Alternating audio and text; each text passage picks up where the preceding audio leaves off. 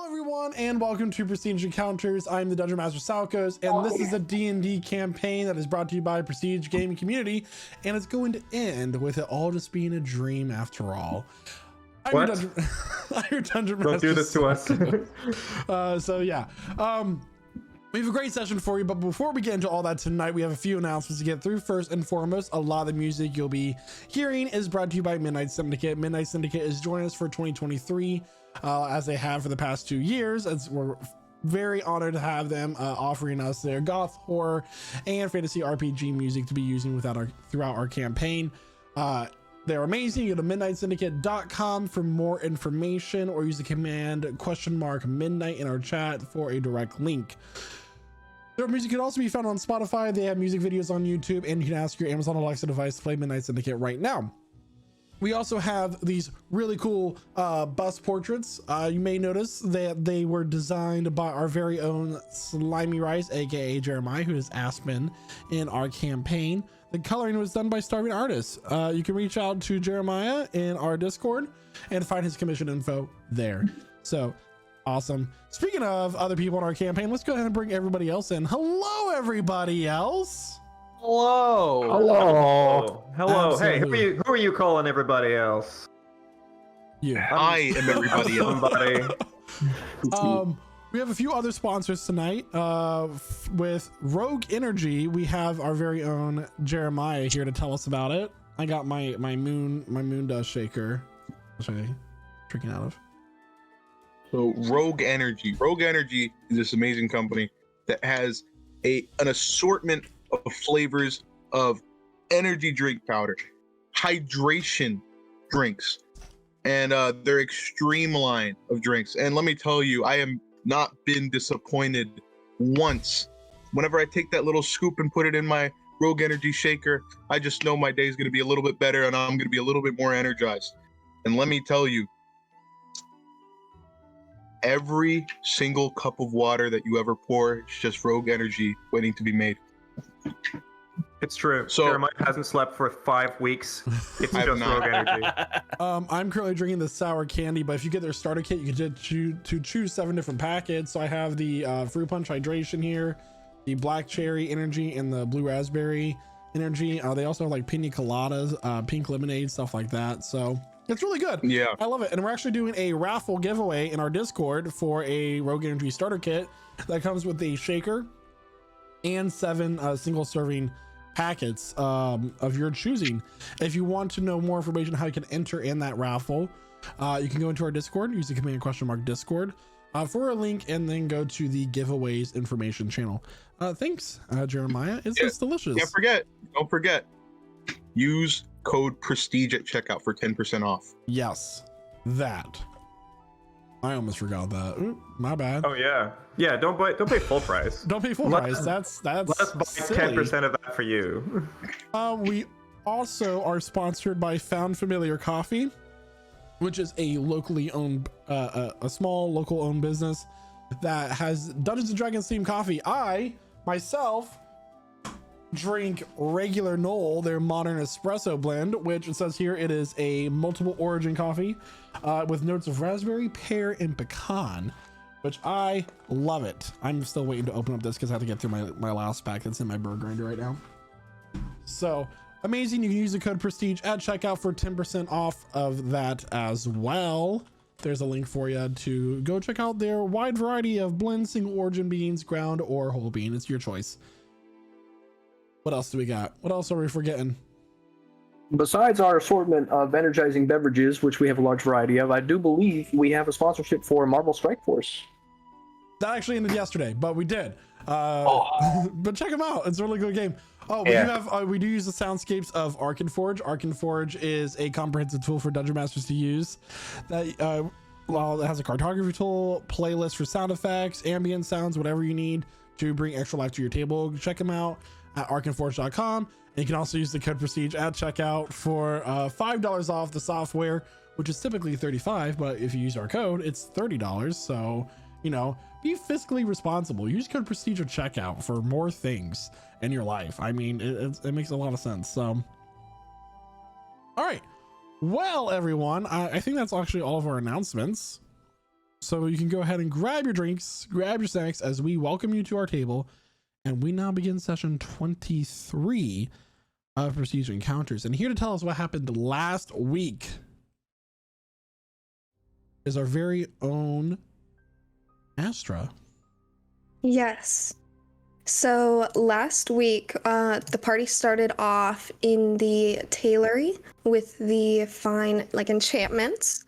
And they had picked up a couple of cloaks and an amulet of healer's sacrifice, which was really important. After which, the party had went down to the docks down by the ocean, and they had stopped by a tavern, which was owned by a turtle named Uthis.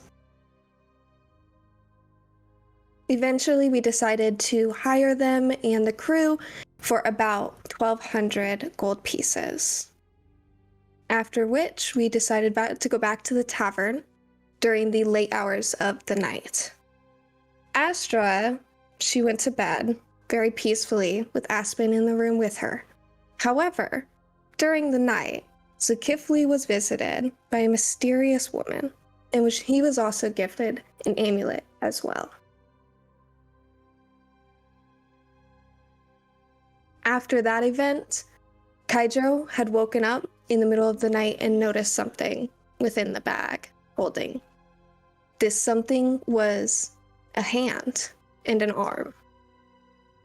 He decided to investigate, and shortly after, he was confronted by a monster. He shouted out to the rest of the party, "Bag of holding monster, bag of holding monster," as this monster began to attack the entire party, waking them up from their slumber. Eventually, Zulkifli was the one who had to battle with this bag of holding monster. As everyone began to rally to Zulkifli, they began to lose the fight. Despite the healing and despite the enchanted items that they had acquired earlier in the day, they were unable to defeat the beast. And in a moment of desperation, Casimir pulled a move that was unseen. He put one bag of holding within another, causing an astral rift to form within the tavern and pull in the bodies of the party, some alive and some not. The last to enter this rift was Astra, and although she kept sentience of what happened, she didn't die. She did not awake in the afterlife. Instead, she awoke to the conversation of hiring a crew and a ship for about 1,200 gold. In a state of shock, she fled and confided in Aspen about what had just transpired. She had no idea of if she was alive or not. And as she shared this with the rest of the party, they decided not to follow their previous actions. They camped out instead of going to the tavern, and they did interact with the monster one more time. While cutting the bags of holding open to destroy them, they spotted sight of it before it was banished.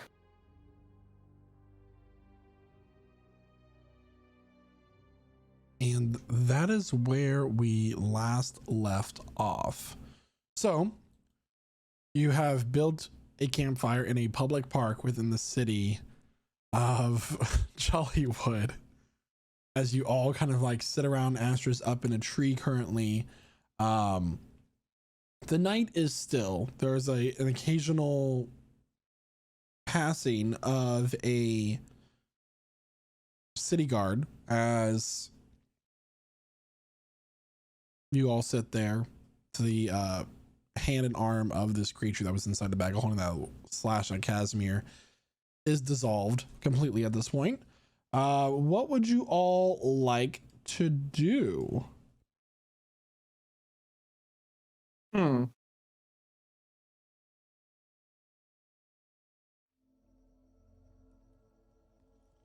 So, are we all like settling down to start taking our long rest before the morning? If you so choose, you can. Is that what everybody else is doing? You guys feel okay with doing that? Are we sure that's safe? We should secure the rest of the bags still. Okay. Zulkifli is gonna climb up the tree. Just perch right near Astra. Wait for Astra. One thing. Sorry, I'm waking you. Oh, I'm sorry. She's snoring. Astra. Mm. Don't worry. Just Zulkifli. But I want to give you this. I hold out the pearl of power. Now this, you say this monster is very powerful. So I can give you this pearl. It can give you more power. This is for magic, but I don't have this magic. No good for my blood. But for you, maybe it can help. But first, you must say the magic word. There's a magic word, and when you take it and focus, you will find this word. It will come. So don't worry. You say the magic word, and then your magic comes back. But you take it. She's just gonna feel, her pocket a little bit, and this the bag that she keeps on her belt. I remember. Remember, this is the first time I gift you. She's just gonna shake her head and take the pearl of power. Okay. Thank you. Yeah. Okay. Sleep. And I'll just start climbing down.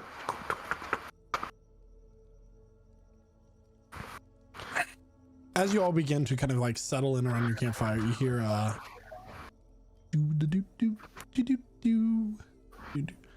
and kind of peering from around a tree is a dwarvish man, very gray, salt and pepper beard, long, tangled, matted, kind of wearing clothes that are tattered in a variety of ways. And he kind of goes, "Oh, hello. I couldn't help but notice that you had a mighty fine fire just blazing so brightly here in the park, and I was wondering if I might be able to partake in the heat of the flames by warming myself. It is quite a cold spring night this fine evening here in Jollywood. Not many places to sleep that are so cozy." Would you mind lowering your voice a little bit? I'm sorry. My sister is trying to sleep. Holding his hands up, he's going to take a small step closer. You can partake in the fire so long as you don't raise your voice too loud. Okay with me. Anyway, does anyone here like beans? From a knapsack, he's going to take out a can of beans. Oh, we have already eaten. Oh, well, may I eat these beans? Huh? You do? What you do? They're yours. Yeah, they are your beans. Some people have tried to stab me over my beans in the past, and I'm trying to not cause another fight in the park. Well, I don't have any sharp objects to stab you with, so I think you're okay. Why? He's gonna, Normal beans or magic beans? he's gonna take his hat off and kind of hold it in front of him as he walks forward and sits down and gets his beans out and kind of sets them on the coals of the fire, just on the very edge. Do they look, or more particularly, do they smell like normal beans? Make a perception check. Sure. This is where we are right now. Smelling beans. Perception check on beans. Perception check on these beans. 22. So Just thinking about those beans. as you're sitting there and you don't smell anything at first, just wood smoke. And as they begin to heat up and kind of like bubble within the can, you smell sugar, you smell hickory, you smell like the smell of like a little bit of bacon fat as well.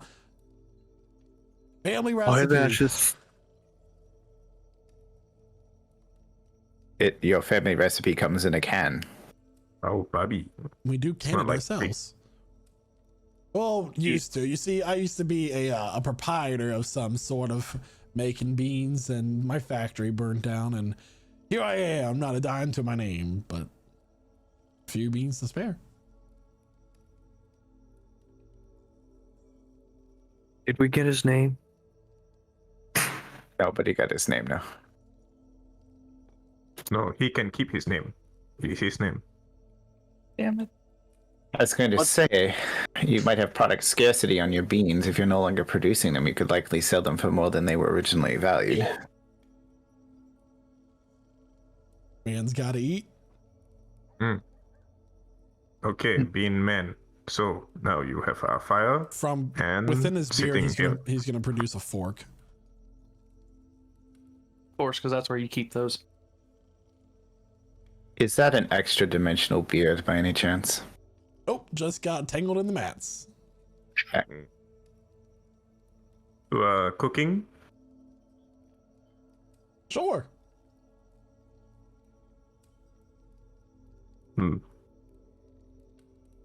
Good. So he's going, so y'all look like you have money. Why are you sleeping in a park? Safer, more comfy. Yeah. Less monsters. Oh, you know what they say. People are the most dangerous monsters of the world. Unless they rise to a higher power of some sort through some dark ritual, then they typically are deadly as fuck. But whatever you decide to. I say potato, you say grape. It's fine. Yeah. I'm thoroughly certain that monsters are the most dangerous monsters in the world still, but I do understand the dangers of people on society. Right. Yeah. Yes. If you see any creepy white hands creeping out of anything, say something. We are all monsters. Well, some except of us. Cormac is only a person. Sure you don't want any of this? He's gonna like kind of push it into your face, Casimir. Casimir is still holding his chest, which isn't bleeding, but it's still messed up. No, thank you. I don't know if I could swallow. More for me, I guess. Anyway, Pick up my lute, start restringing it. Just start idly plucking the strings.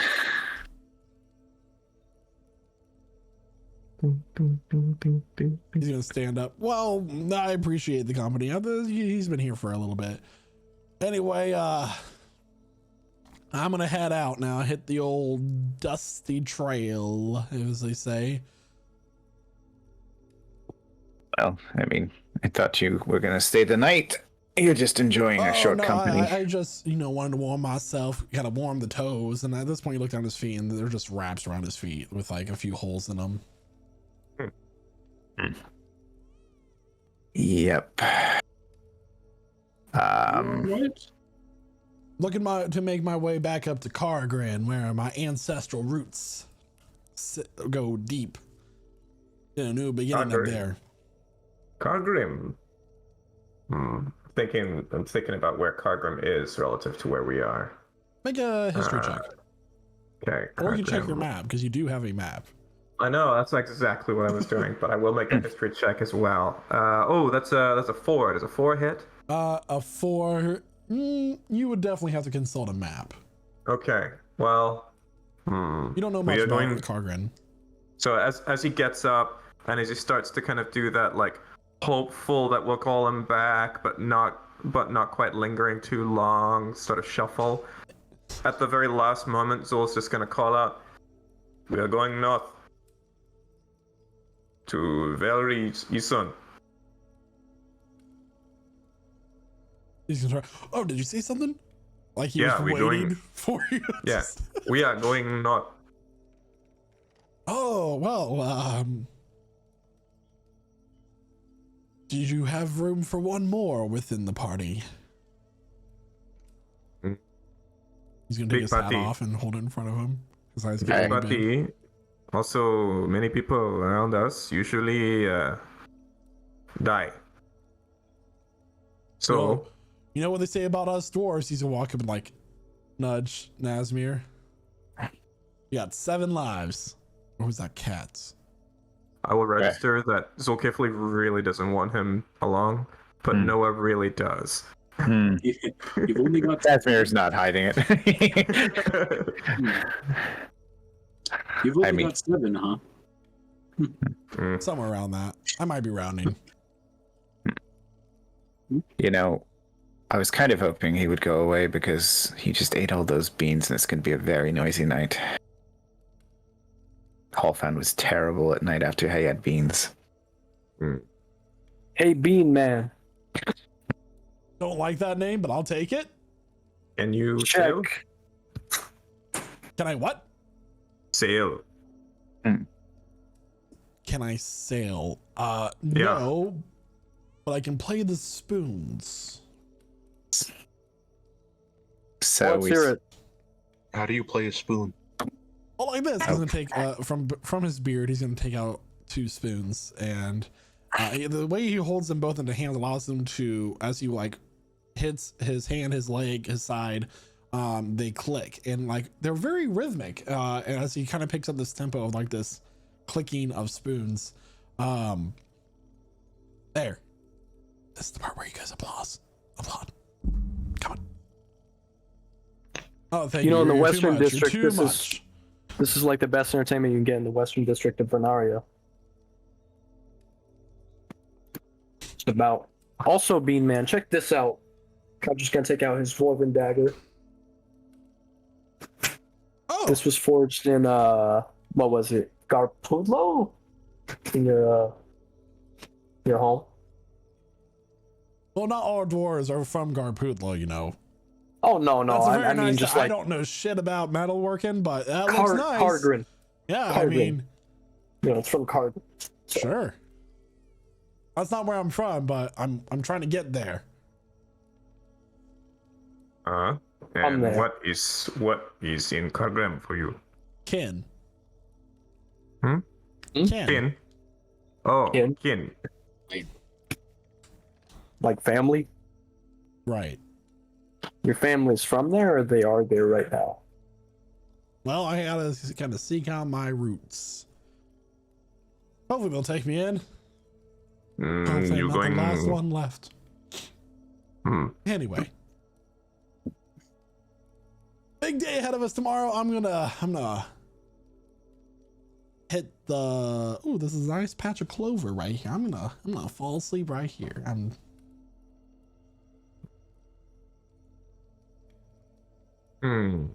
Oh. Okay. I'm gonna sit with my back against the tree, cross-legged, and just watch him. And I'm gonna Okay. take the first watch. Okay, so Zolkifli is taking the first watch. Who is going to? Aspen will take the first watch with them, and he'll look over to Casimir for a moment, be like, "You should rest for a moment." And as this happens, Casimir, you'll see like his voice just like wraps around you like a warm hug as he casts a healing word on you, Oh damn! just for the comfort. Yeah. And you'll get back. You're missing any HP? Oh yeah. Oh. Yeah. He's gonna get back 16 hit points. Ooh, that's much better. Just in case this dwarf. He looks. The wounds seem to be mostly healed now. Yes. Just let's make sure we keep a watch. We still don't know enough about this Bean Man. Where's the arm? It disintegrated in the clover. The clover? Well, it's all kind of all over. It disintegrated, so you know. ashes. Being man, he's lying on the arm puddle. Yeah. Nanti tomorrow he becomes a monster. We fight. Okay, fine, simple. Yeah, killing dwarves is easy. That's right. Who's taking second watch? Hydro. Kydro. Anybody else joining Kydro? I'll take Sure. Oh, go ahead. Figured the two of you would like to take a watch together. Yeah. And anyone taking Team third Kymac. watch? Kymac. Astra and anybody with Astra? I can. All right, now that's me. All right. Yeah, Casimir will sleep the night. Works. So, as everybody else begins to doze off into a deep slumber, Zulkifli and Aspen, you are first.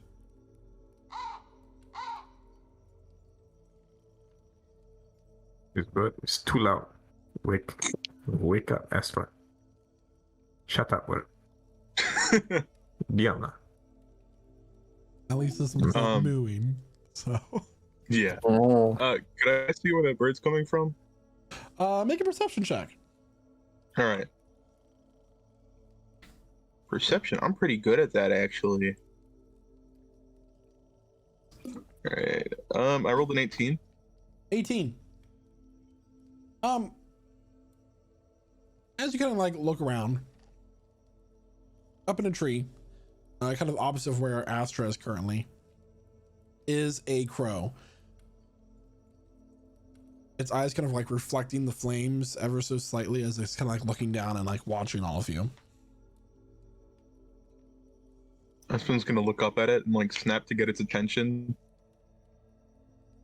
It turns just Is it- one eye looking at you now. Tilts its head.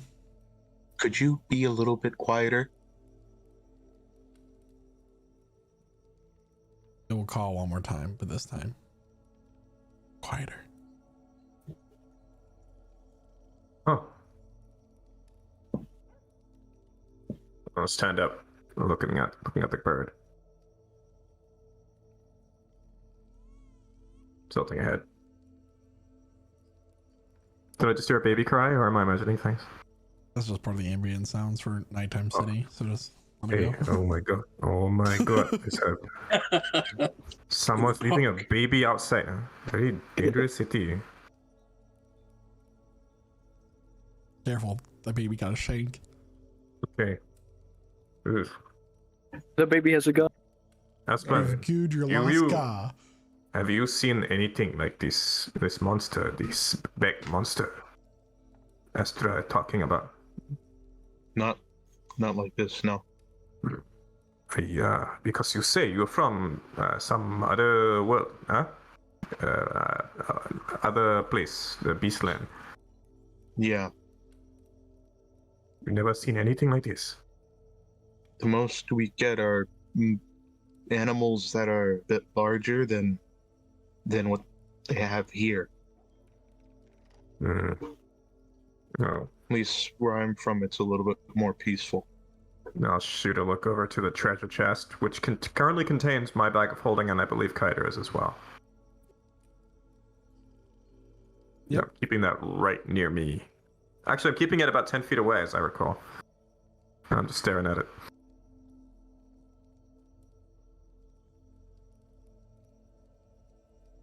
Your sister, she's seen this future before? No, I don't believe so. Could I make a history check to try to recall if anything similar happened to my grandmother? Yeah. All right. History, not super great at those. Let's roll it. Ooh, a 9. A 9. Your grandmother had many ways of predicting or trying to look into the future. If anything in particular that you don't quite remember exactly how, you were very young, and it was kind of like a closed practice that even though you were part of the tribe, you weren't exactly invited to.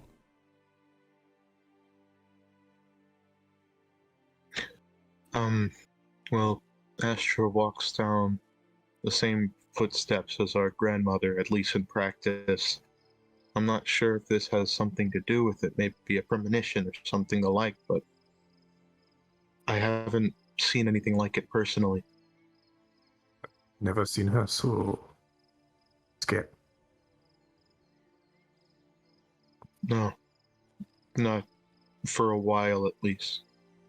I'm staring at the bird. Why is this bird looking at me, huh?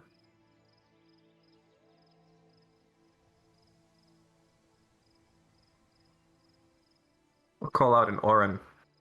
It's gonna sound like ah, but what I'm saying is bugger off.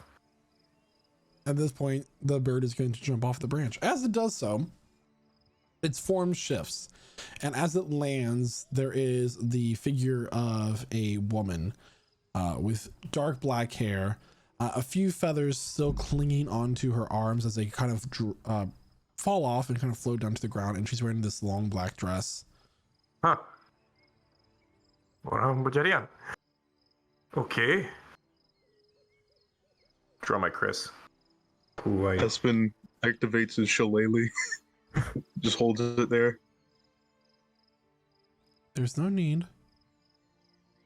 Do not bear ill will. Uh-huh. So what do you bear? Information. You know this monster my friend is speaking of? It is a fiend. One that was sent to handle all of you. It almost did. But perhaps this could prevent that from happening, or rather lessen the probability. She's going to, from her sleeve, reveal an amulet that has a shut eye.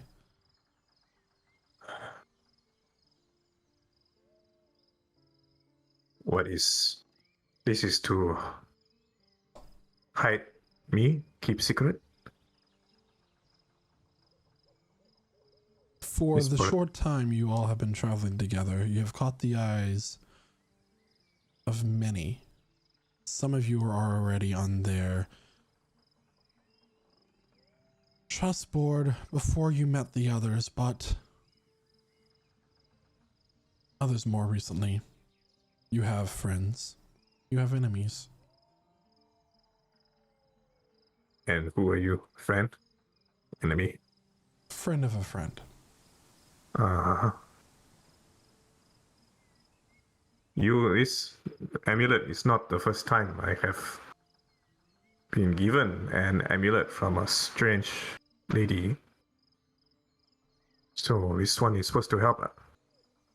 That one will prevent them from scrying on you. For everyone or just one person? You in particular, whoever holds it.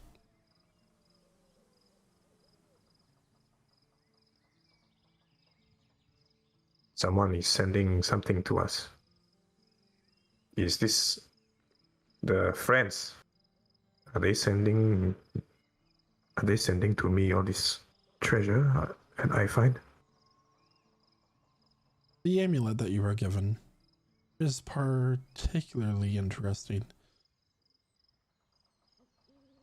You will find wealth.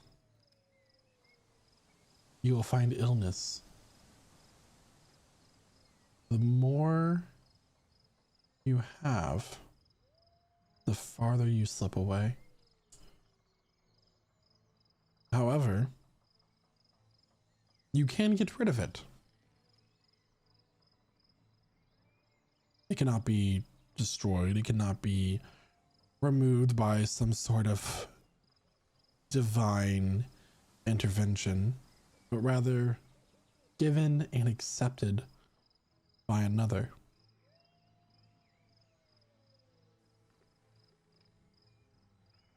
will think back and he'll remember Amelia, the one on the stairs. She's from her? No. Someone gave to me. So I must give to someone. And they will take this curse? You are saying this? They must accept it freely. You do not have to reveal the intention. You do not have to reveal what the amulet does. But they must accept it.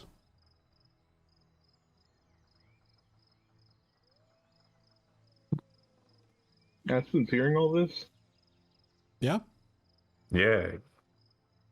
You are hearing this, Aspen? Yes.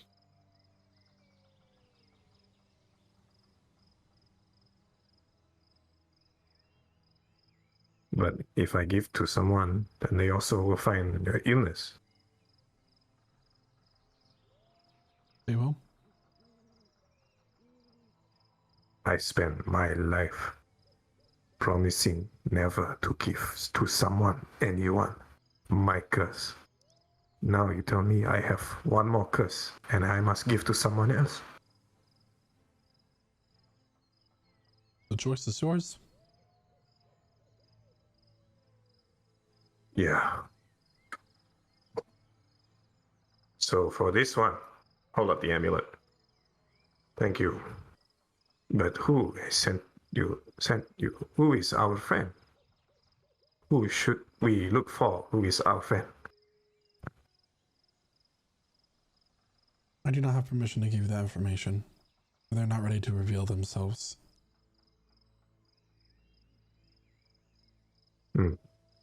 Young druid. Yes. Go to Fairstyle. Seek out the professor. You will find information relating to your plight. Okay.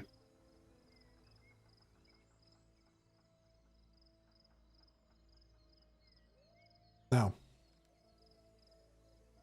I must go.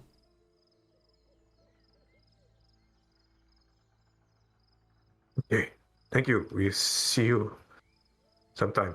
Oh, sorry also for calling you, telling you to repeat the profanity in Oran.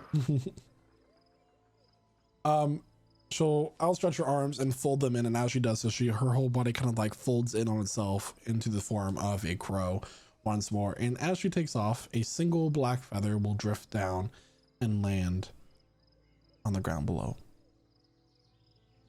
Pick up the feather.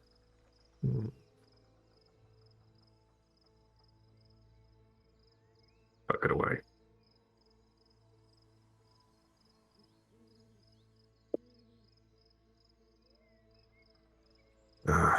Very strange. Strange indeed. A lot of shape changers. Yeah. Used to be you and Aspen, you and Astra also, and me. Only once.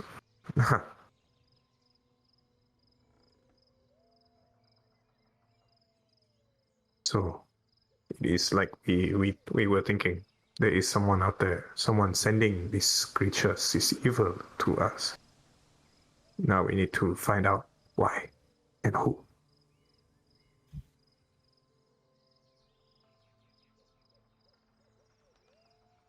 Yeah. Okay. I'll put the amulet over my head. Put it on amulet proof. I try first. If it is harmful, then we know. If I wake up tomorrow safe, then we can share. Yeah. Okay. I have one request of you. Yeah.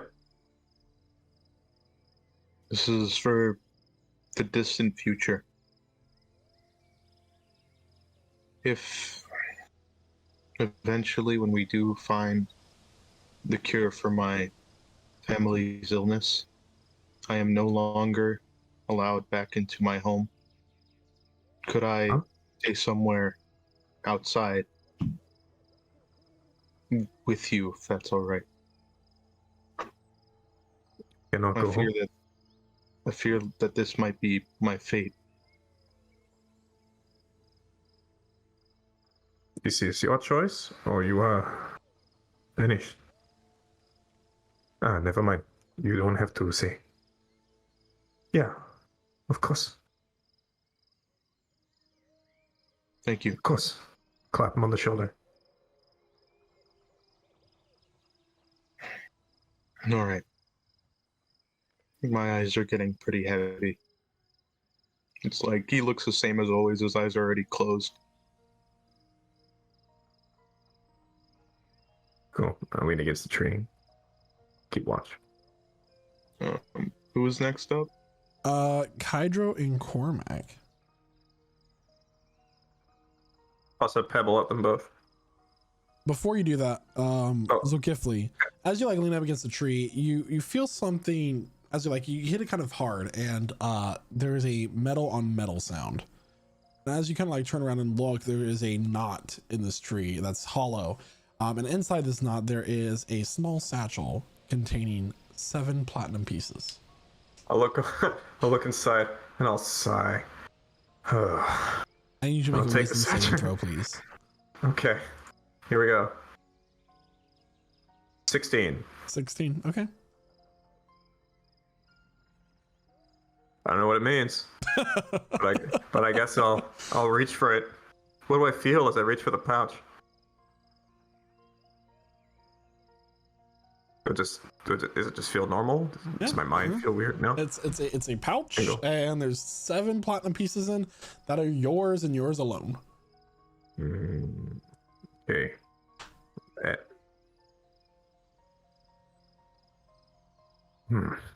Okay. I'll tuck it away. Then I'll dig through my items and I'll take out the amulet that I was given, the troublesome one, the silver one. I'll stare at it for a while. And then I'll tuck it away as well. Well, as you stare at this, and this is the first time you've really taken the amulet out and stared at it. As you stare at it, it was described to you that has a large gem in the middle, a sapphire, I believe. And as you kind of stare at it for just a moment, you could swear like it has these dark swirls in it, and as you kind of tilt it and it catches the light of the fire, just for a moment, you swear there was this slit, like an eye, that this gemstone was. But as soon as it's like it flashes and you just like kind of blink, you like readjust it, it's not there.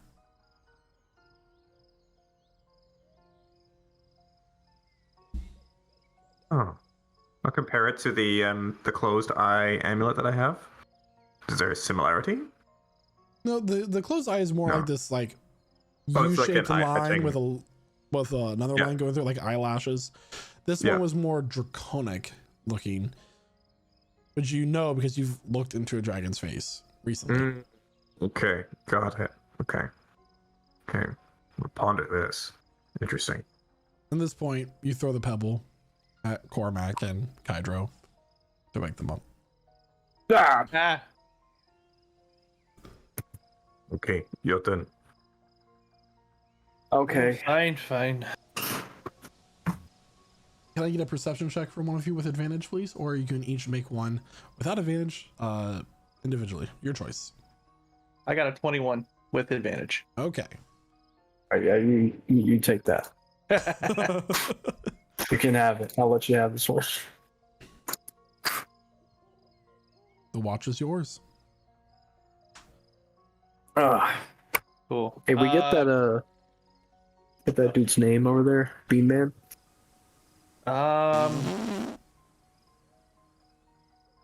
Fuck was that? I I look over for a second and I'm like, the fuck? Casimir turns over in his sleep. Casimir just. he, no, I don't believe we did get his name. Is he asleep right now? As you look at him, you watch as he's like kind of mumbling his sleep. He grabs the fork from his beard, reaches no. over and scratches his ass with it. Okay. Oh.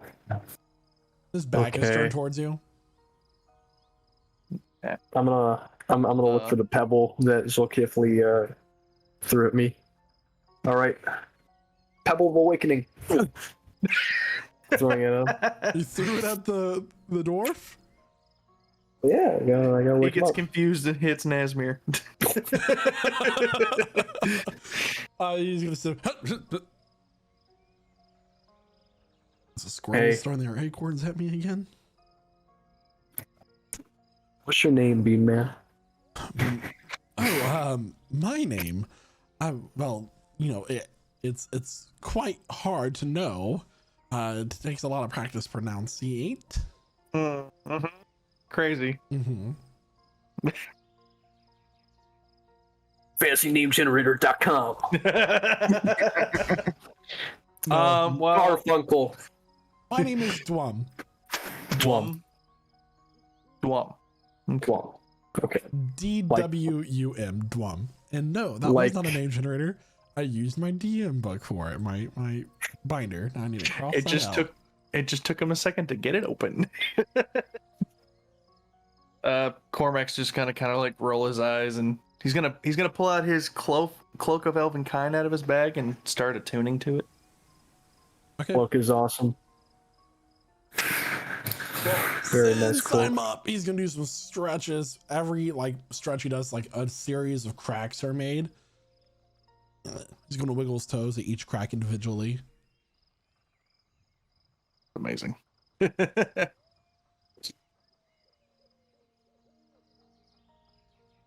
Now, I don't think you've seen this yet, Cormac. This cloak I got on right now, this cloak is great. You know about the cloak of displacement? You know about it? I Back don't in think I Three have. Claw, sometimes somebody would get a cloak of displacement and they were untouchable for a little bit until they'd get caught and they'd lose it, and then they were just like the laughing stock of the entire I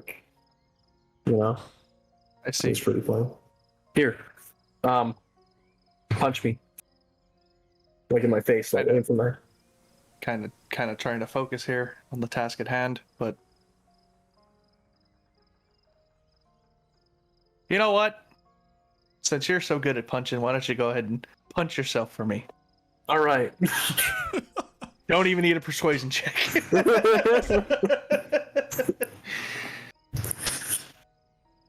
Kydra's gonna punch himself in the face. And even an attack roll. Yeah, with disadvantage, I guess.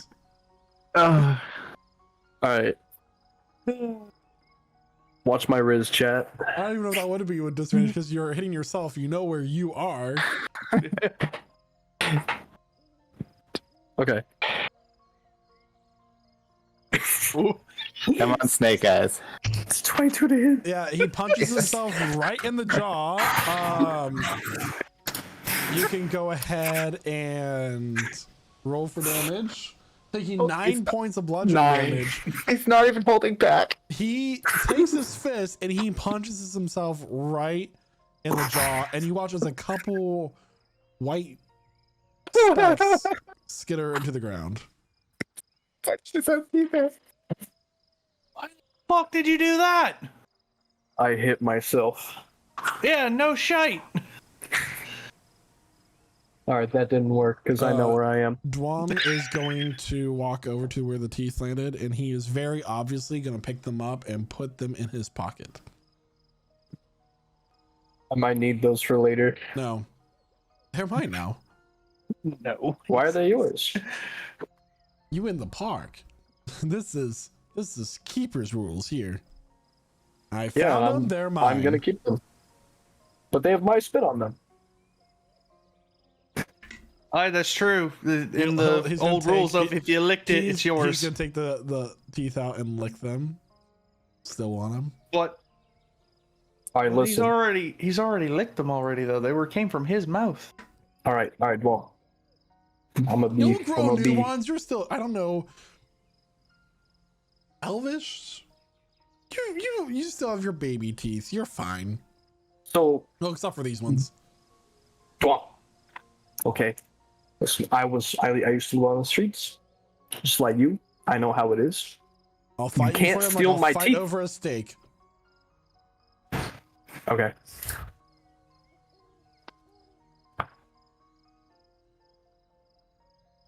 You square it up, okay? This is not go the direction we thought it was. No, it was not. I want my Alright. teeth back. Well, Yeah. I first off, I didn't even think I could convince him to punch himself in the face, but apparently that didn't take much convincing. So here we are. So you can go ahead and swing to attack. Drum.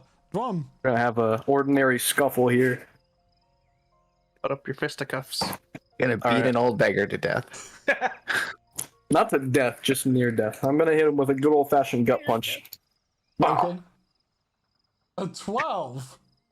That's going to miss. So as you take your fist and you swing and go for the uppercut and try to get him around his head, he's going to dodge. And I need you to make a Constitution saving throw, please. Whoa. Okay. Let's check this out. Con save. 19. 19. So he's going to grab some dirt and try to throw it in your face. Pocket sand. Pocket sand.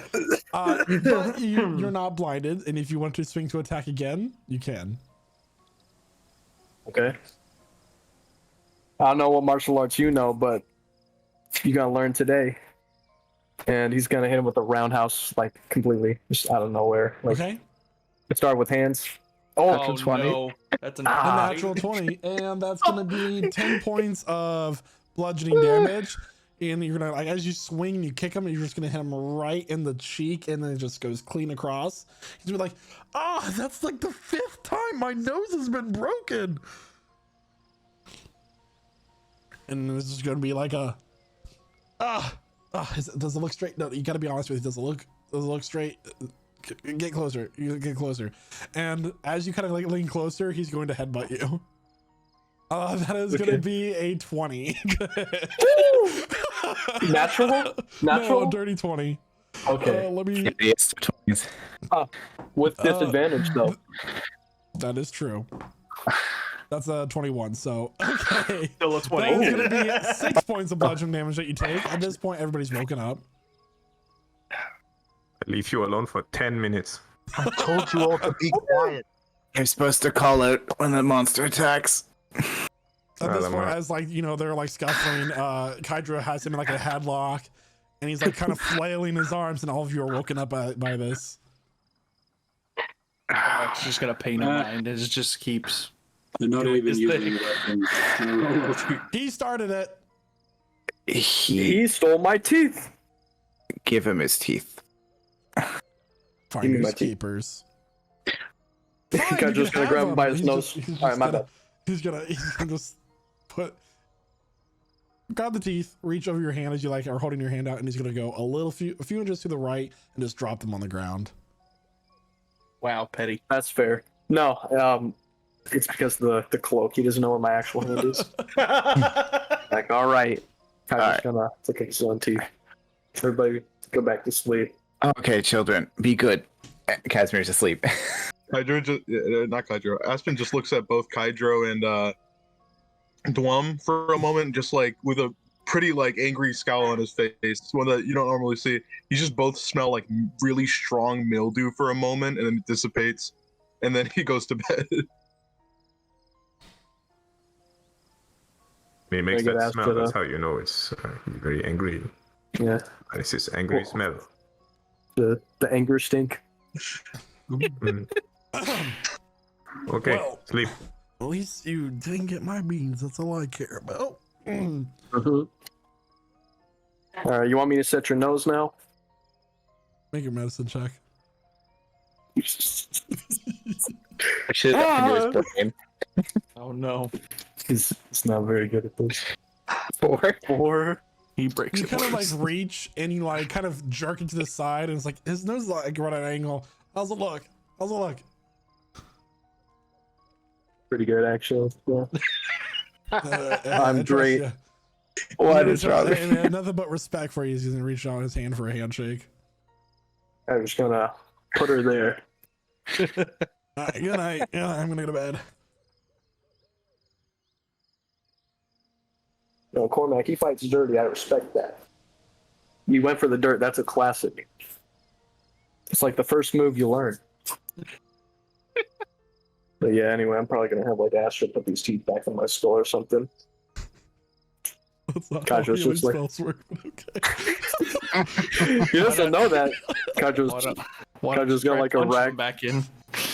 Oh yeah, you actually. Wait, Something no, like that. I didn't actually mean. Who knows? And after a few more moments, it is time to wake up Astra and Aspear. Did I attune to this thing yet? Yes, you're tuned. Sweet, thank you. Astra is still sleeping in the tree, and at this point, she's now drooling.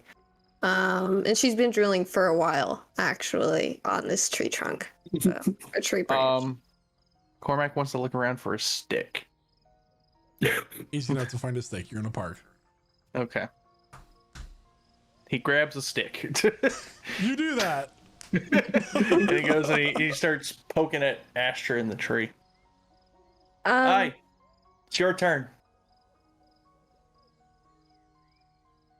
How deep in sleep am I? Do I wake startled? Is this something I Sure. should roll for? You can wake startled if you want to, or however you want to wake. It's up to you. I don't know. We can awake normally. That is fine by me. Some big stretches on the tree and try not to fall. What time is it, by the way? When It's like 5 in the morning. Within the next few hours, the sun will be up. Okay. Very nice. I'm going to start looking for water. Preferably not salt water. Hopefully drinkable water. I mean, there's a fountain. Is that drinkable? Would you consider having? Make a nature check. Make a survival Okay. check, actually. Okay. Natural 20. 24. You could boil it. W. Okay. I'll go ahead and do that, and I'll prepare tea. And the tea is going to include a special blue flower. Okay.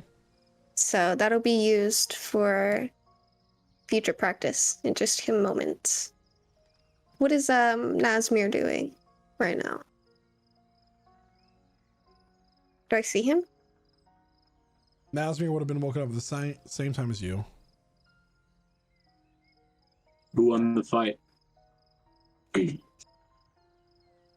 Sorry? He's asking Kydro a question. Yes. Sorry, I didn't catch that. What? So who won the fight? Oh, I won the fight. Easy. Yeah. Most definitely. It was the roundhouse that was the deciding blow. There was a fight? Oh yeah, no, we were brawling over who got to keep my teeth. These teeth. So I have them because I want. Now what are you gonna do with Okay. Then Astra, put them. We Can you can't heal do these this back? right now. Just save them for later. Okay. Can you clean them? Is there like Yeah. I can do, know I can do magic? that. Yeah. I know some magic. I don't know that much magic. Just The best magic. magic Nazmir will cast is hard work. prestidigitation on your loose teeth. Excellent. Now they're clean. Here, you got a little dirt. All right. Astra, later, can you put these back in my? Can you set me up with my teeth again? Later. Yes. Excellent.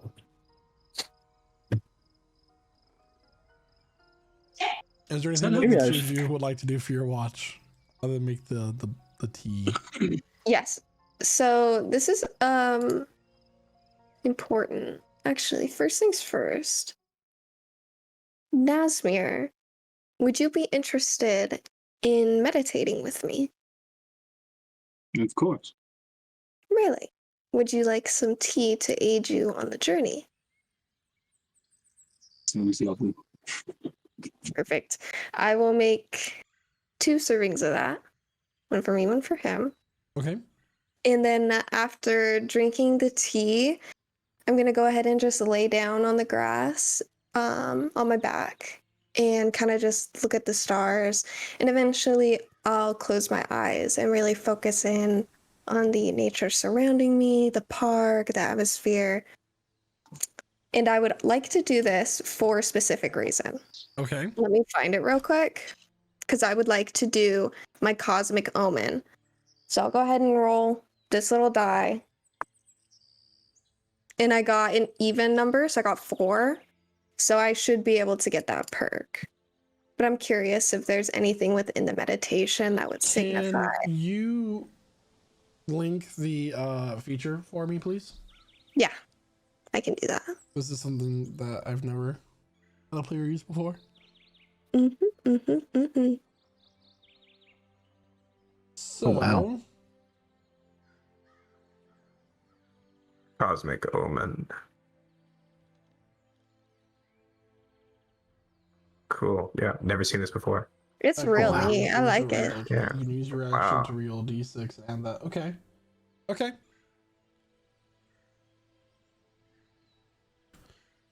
But So I would like as- to make note, sorry, Go ahead. that blue flower is a bit of a psychoactive. So Nazmir and I are going to be One on a trip. having a great time. Yeah. So, Astra, you're having a fantastic trip. As the sun begins to rise, the colors are vibrant. The animals seem to be smiling, having a great day. It's fantastic. Nazmir, you kind of look over as Astra's like, how do you feel? And as you look over, you watch as like she looks like she's starting to melt, and you're having a bad trip. Oh, Astra. Are you okay? Are you in pain? I'm fine. Oh, Are you in pain? No, but are you sure you're all right? That doesn't look good. Yes. Oh dear, what are we going to do? What are you seeing? Do you What have are you any seeing? bandages? We might need a bowl. I don't Am know. I injured? Am I bleeding? I've never. She's seen gonna anyone start feeling faint. all over. Troll. Oh, now your hands are face- melting. Astra, your face feels so soft right now. Just your fur. Yeah, nice. everything's fine. I think it's all in your head. I think everything's okay. And as Yeah. the You have to vibe. You have to master. as you your have to watch master the ends, you both feel Yeah. very thirsty, and everybody else morning. is woken up. Nazmir, why are your eyes so big? She's melted. Oh, we need a bucket. It's wearing off at this point.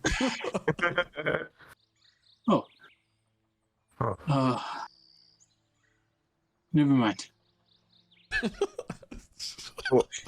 Were you? What's going on? Sorry, I'm woken up. Did we miss something? Were you attacked in the night? No, we had some tea. It was not Earl Grey. And we consulted our souls. Can Aspen put 2 and 2 together? Is this something that's happened in the past? Make a medicine check, and as he does that, Dwam is going to wake up, and as he's like waking up, you notice that there's a ton of like birds and like animals around him. Like the birds are braiding his hair. The squirrels are like bringing him berries, and just like, get off! And it's just like pushes them all. They always do that. It's like, I have no idea. I rolled There's a a few 22 on flowers medicine. in his hair. Oh, What'd you roll? 22? 22. Yeah, Yeah. this, you know, that this is one of Astra's meditative medicines. Astra, did you tell him what you put in that tea? I did ask if he wanted to join me in the practice, and I invited him to enjoy the tea. It would aid in the process. Yes. Maybe you should tell him what he might experience beforehand. How are you feeling now, Nasmir? My heartbeat stopped sounding like a single continuous. Now I can hear individual heartbeats. Do you feel more at peace now than you did previously? Oh, yeah. It's more successful, yeah. It worked.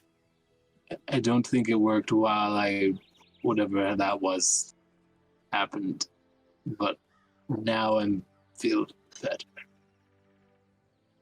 I'm gonna nudge Aspen and point toward the dwarf with the Snow White thing going on around him. He's picking flowers and unbraiding the hair.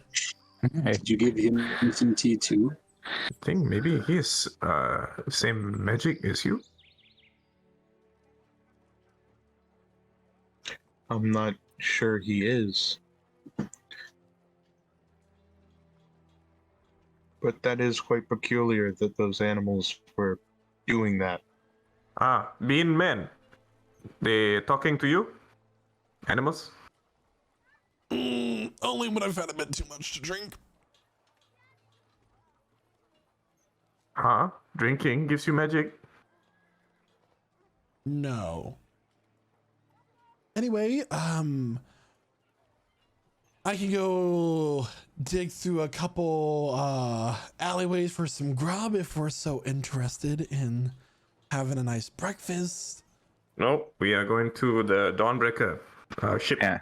We are I going think- to north. Oh, well, suit yourself. Nazmir, can you clean him up a little bit? He's gonna smell on the ship. That's right. He's coming with us. I do not consent.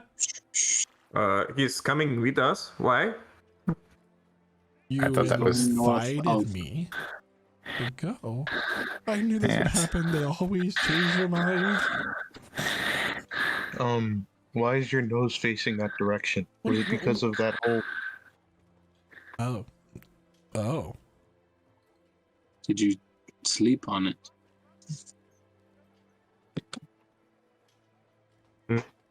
It's Okay. perfectly fine the way it is. I did it on And you- purpose. Can you breathe through your nose for me? Just. He's gonna take a deep breath in.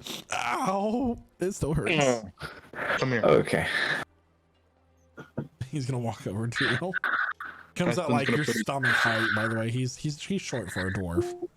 Aspen's gonna like duck down, kind of, and he's going to put his hand on his shoulder and then put his and grab his nose, and he's gonna try to set it. Make a medicine check. Well, I guess I will be heading off.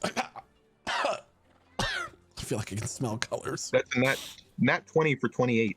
Wow. I can smell colors. I can hear sounds. Well, I was always able to do that. Anyway,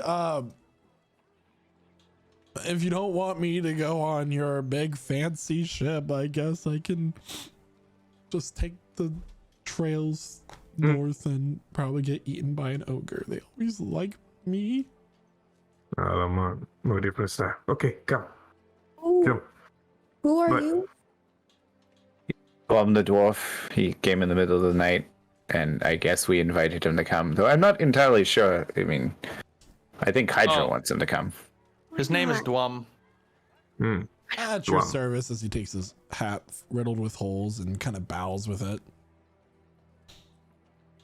Well, we all can fight, and very often, almost every day, we have to fight because something is trying to kill us. Huh? Every day, something different. Monster here, demon there. Huh? So, Dragons. I tell you now, if you come with us, it is very dangerous. But maybe we take you to where you need to be.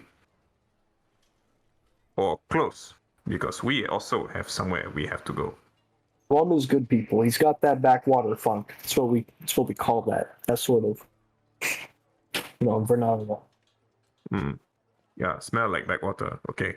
Don't worry about me. I have made it many years on the streets. I can make it a day or two, or how long are we going for? Week and a half. Yeah. That amount of time. Okay, but you must help somehow. Well, I am decent around a stove. Okay, I have a cook. So we need more seamen. Yeah, Simon. You can just call them sailors. Can't be inefficient or insufficient. Well, I will try my best. Pull my weight. Okay. Okay, boatmen. Yeah, boat boys. Okay, so we go to. All right, so As- you're all heading towards the docks. Yeah. On the way, Casimir's gonna ask how Nazmir knows his Uncle Earl, who used to make tea. If anyone gets that. Yep. Mm-hmm. Yep. Yes, I'm just ashamed. So as you all had, Dwam is going to grab a half-eaten apple out of a trash can, and he's just gonna like dust it off and take a bite out of it. Not in season.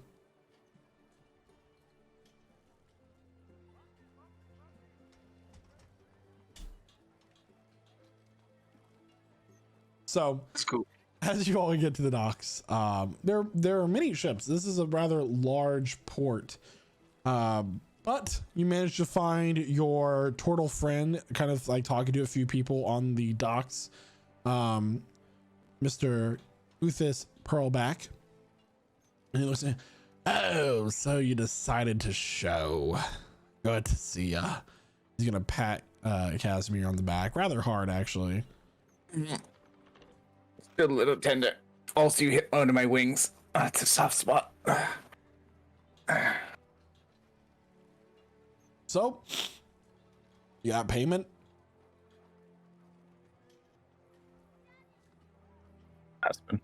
We gave to you yesterday.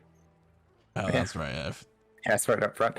My mind is not what it used to be, but it's okay. Welcome, everyone. He's gonna gesture wildly to the Dawnbreaker. Ship's okay. It's not a big ship, but it's a ship. 100 in gold. the floor. This one is our ship now. It is. You're renting it. Okay, and the crew. There's a number of crew members around. Not a whole lot. May I make may I make an assessment of this ship's seaworthiness, Make given a my proficiency with these things? wisdom check, and you can add your proficiency to it. I will do so, sir. It's gonna show up as it's a 20, the dirty 20. So if you don't go into like open waters per se, like we're to the point like in the middle of the sea, like if you were sailing through the Sea of Maidens to the Caliban Empire, this ship probably would not make it. But since you are going to another coastal city that's right up this coast, you don't go too far out, you'll probably be fine. It's not a big ship. A few hundred feet. So a frigate. Got it. Quick question. Because we cut open some of our bags of holding, did we keep any of them, or are they all destroyed? I believe all but 2 are destroyed. Okay. Correct. It was And we only just- the yes. Wait, no. Yep. It was the second one that. I will triggered, note. wasn't it? I will note. I've collected my bag of holding, and handed Kydro his as well. Good. Didn't Didn't the creature come out of the second bag as we were cutting them? They came out of the last one. Oh, okay. Which happened to be Cormax. Yeah. Yeah. Well, everyone, we're not getting any younger. Go ahead and go on to the ship. You're all going to be sleeping on the below decks on the beds. The crew will sleep across the hall from you in their hammocks. Okay. You don't have separate rooms. There is just a collection of beds in a single room. As you get on, the ship is spacious enough. It has a upper part for the steering wheel, and right below that is the captain's quarters. There is a staircase that leads down into the lower deck. There's only the lower deck for this ship. There's not multiple. Which, you know, there is a kitchen and a mess hall with 2 areas for goods on both sides of the staircase. And then as you get towards the front of the ship, you get on this hall, and there are 3 doors. One at the very end that is like the hall and whatever you would hold into that area. But that is locked heavily with a iron padlock. The right door is your quarters for all of you, and the left door is for the crew.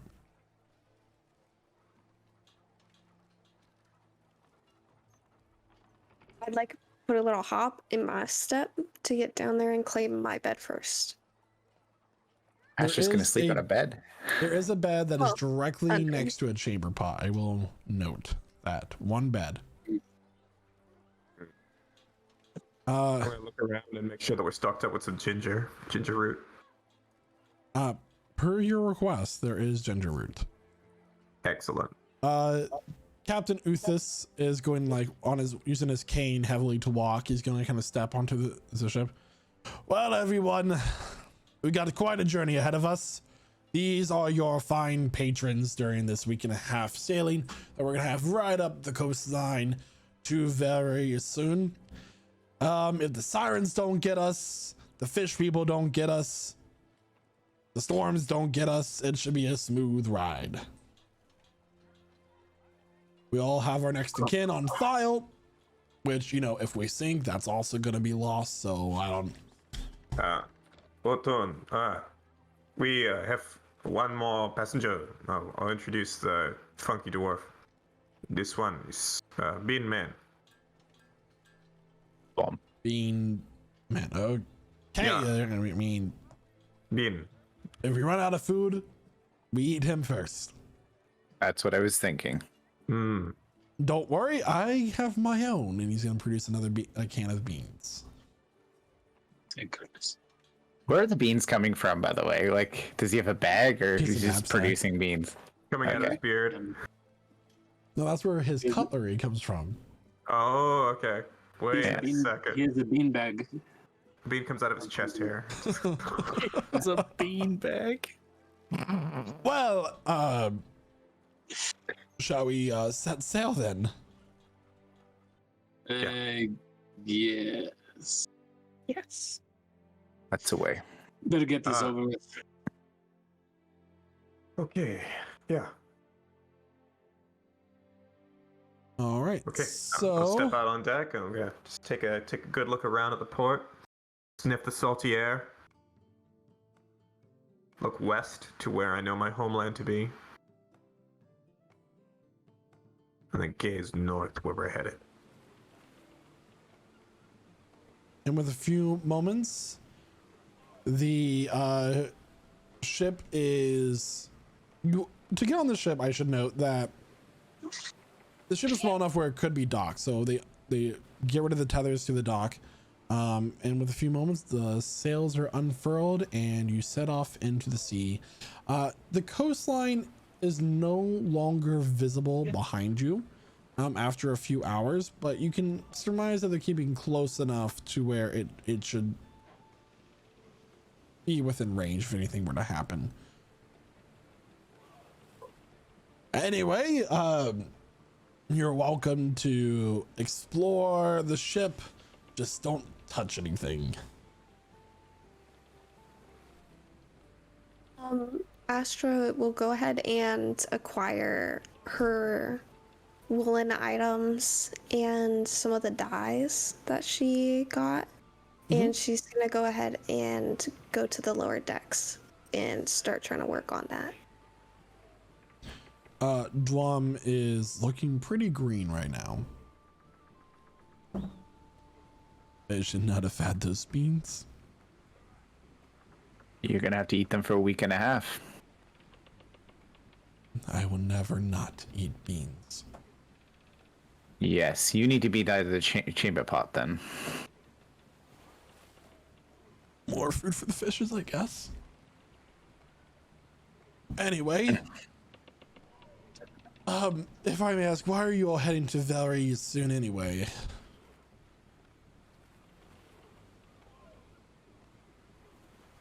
Well, business going into the kingdom. You don't say. Yeah. Yeah, to visit. Oh, wow. Are you visiting family or? It's the most ominous thing. Just visiting? Yeah. Yeah. Is Dom actually reading a book called The Monsters Manual right now? He pulls out a book from his knapsack and it's like The Monsters of the World. It still has a library sticker on it. Clearly has not been returned in a while. Yeah. I'm gonna I'm just gonna sit up on deck and I'm gonna strum my guitar and I'm gonna pluck a tune and it's gonna go something like, got a whale of a tale to tell you, lads, a whale of a tale or two. About the flapping fish and girls I've loved on nights like this with the moon above.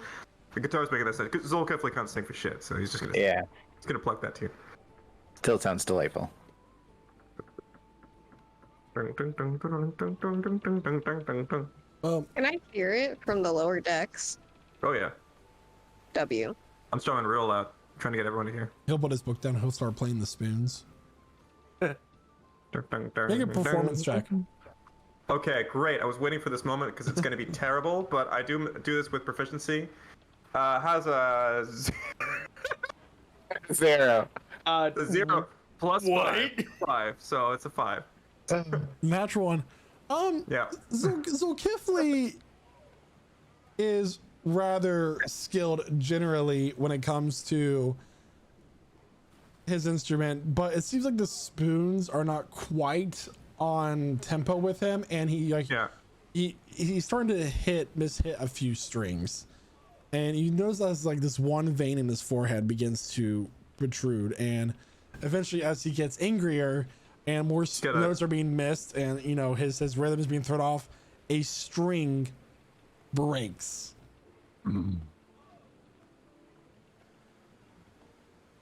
Oh, why'd you stop? I was just getting started.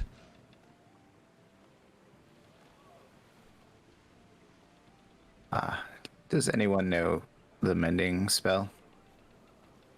No. I get up, and I go over to my bag, get out my spare strings, start restringing my lute. I shoot him a murderous glare the whole time.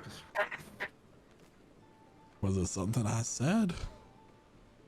Anyway. Terrible. That is one natural one for our dice giveaway counter. That's true. Aspen's gonna be looking around the lower deck for any fungus that might be growing around this ship, because he has a feeling there is. Make a survival check.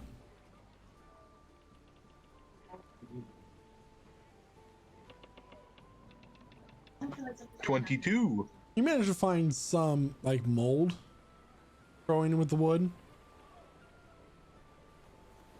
Very mildewy. Aspen's gonna take the end of a small stick and scrape it into like a spare vial that he has, cork it up.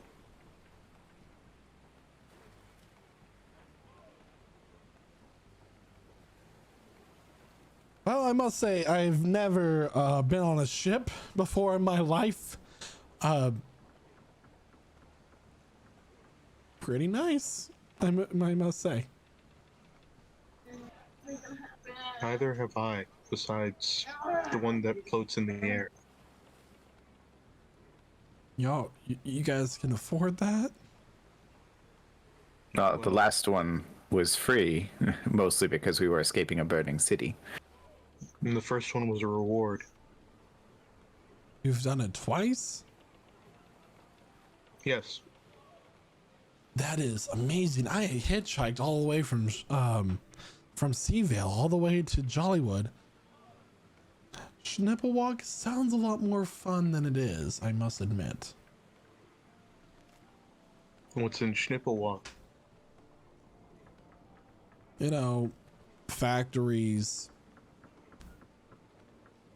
a lot of halflings,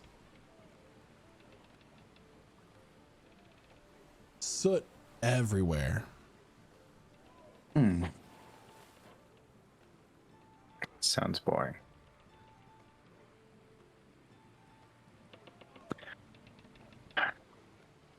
Oh, that's where that lovely gnomish wine was from. Oh, they're known for their wineries and their vineyards. I think there's something about the soot in the air that settles and enriches the soil or something. I don't quite know, but they don't drink any of it, which makes them a lot less fun. So you seem to have been all over. Well, mostly here from Seavale to Jollywood, and now I'm on the Sea of Maidens, so I mean... Yeah. Never been anywhere near Sealmore, then. Now I just need to figure out, once I get to Valeria soon, how am I going to get to Cargrin? I could try to cross the battlefield at the Great Morgo Plains. That's undesirable. Or I could try to go through the Mother's Cradle. That's tricky.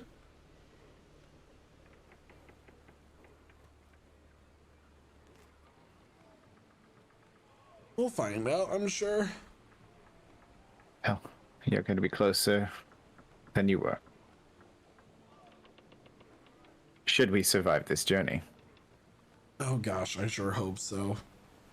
I've heard When stories we of what can survive happen the on journey. these ships.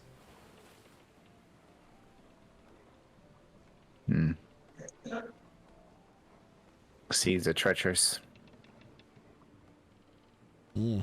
Indeed. So are the skies. And the roads. Honestly, the world is a dangerous place. A little bit too dangerous. Yes. The gods do seem to allow a lot of suffering, don't they? I think they try their best. Well, half measures, I suppose.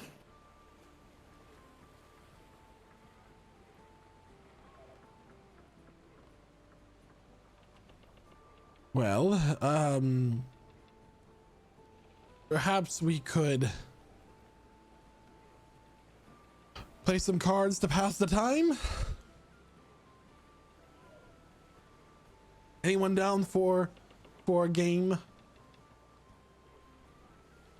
I can participate if you promise that you won't cheat. had a I problem with never cheat as he starts to take cards out of his sleeve.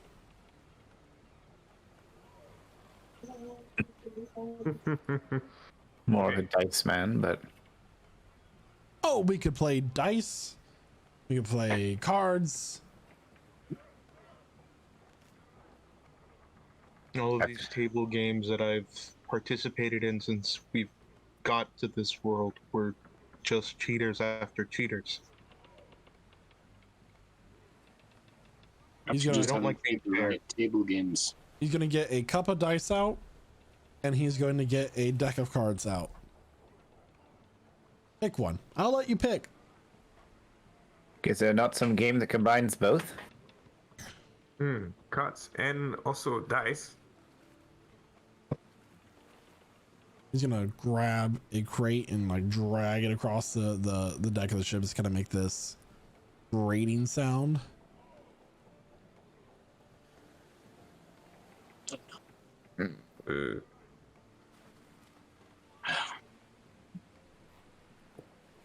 Well, So, Okay, I play. what are we playing for? well, let's make things interesting. From his beard, he's going to produce a silver spoon. Set it It's the down. Spirit of holding. So that's worth 1 copper. Yeah. No. This is handcrafted. It is Have you had? my most prized possession. The one thing I could save from the factory fire. I'm gonna insight that. Roll for insight. This spoon is ancient. It was crafted in the 23. ruins of Amenduresk. Yeah, it's 23. 23, he seems to be telling the truth. It is millennia old, passed down from generation to generation. Wow, that does look to be a pretty interesting spoon. Pretty sure I have a salt and pepper shaker in here somewhere. Pretty sure it's worth is that worth a small fortune? I would say I could pawn it off at a shop for maybe 30 gold. Too rich for my blood.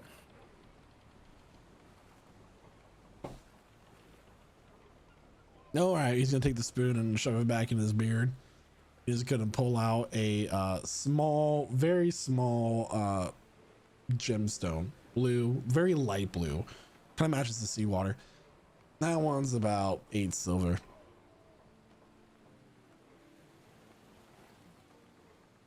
So, who's playing? Aspen reaches into his bag and pulls out a small vial filled with black substance that says inkwell on it. This is the ink from my pet inkwell.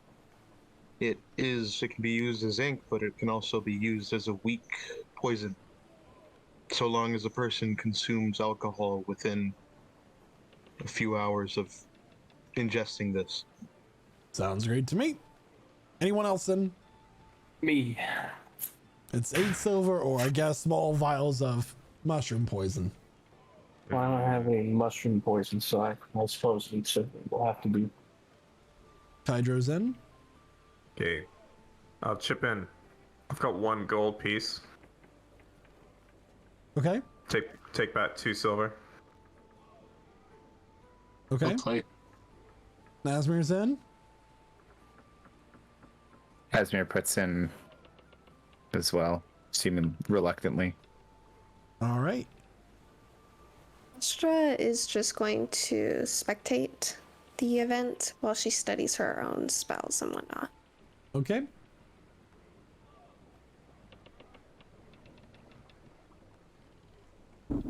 Anyone else? All right. So, cards or dice? I think dice. Dice. Okay. Well, I need everyone to roll a Wisdom d20, saves. please. Yeah, and Casimir is going to pull out his own dice and say, we'll use these instead. Yeah. All right, if you insist. Wow, 2 8s, 2 11s so far.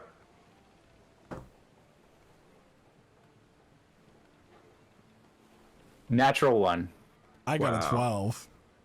Ooh. So he's gonna reach into the pile, and this is a very complicated game, as some of you can tell. Yeah. And he's going to grab the pot and bring it all in. Looks like some of you may need to borrow ink from me at some point in your lives, and I'll have it. Okay. Then later, when your beard is black, we know why. Who wants to go again? As he's now holding that single gold piece that was in the pot between, so like as it kind of like gets folded and tossed between the knuckles. Sure. 1 gold is the ante now. I'm gonna bleed you getting- dry before this trip is over. So Kifley, you wanna put him out of business here? Okay. 1 gold. Silver. Did you just say 10 silver? Yes. Okay. I mean, it is. I'm gonna put a gold in. All right. Casimir put the gold in. Roll again, everyone. This is what D&D is all about. Yeah, it's all rolling. 13. Come on, bud. Come on. Yeah. 15. 16. Oh, great. The person who doesn't need the money. Sweet 16. Zulkifli gets the pot. I can go again. I can go again. I still have some money. Nice. Quit while ahead. You want to go again? How much do I get? That's 1, 2, 3, 4, 5, 6. You net 5 gold. All right. Are we going again? I could do one more. Whoa. Okay, one more one. The Fun flute. fact, anybody that's in our chat, you can also do the command $D20 to roll with us. Ooh. Ooh. A couple sailors will join in. Oh, I see. 4 members of the crew. All right, roll your D20s, everybody. Casimir's putting in at the last second when he sees more people putting in. All right, Okay. 5. Are we still at 1 gold? Natural 1. Oh no. So wait, what did everybody roll? I got an 8. 8? Yep. Did anybody roll higher than an 8? I got a 16. 16? Okay, so anything higher than a 16. I got a 5. We did get a natural 1 though, so let's go ahead and include that. Looks in like our count. Nazmir rolled a 19. Nazmir rolled a 19? 18, sir. Oh, Nesmith got 19. He's good. What did the sailors roll? How much was the we buy-in? have one of the sailors rolled a 10.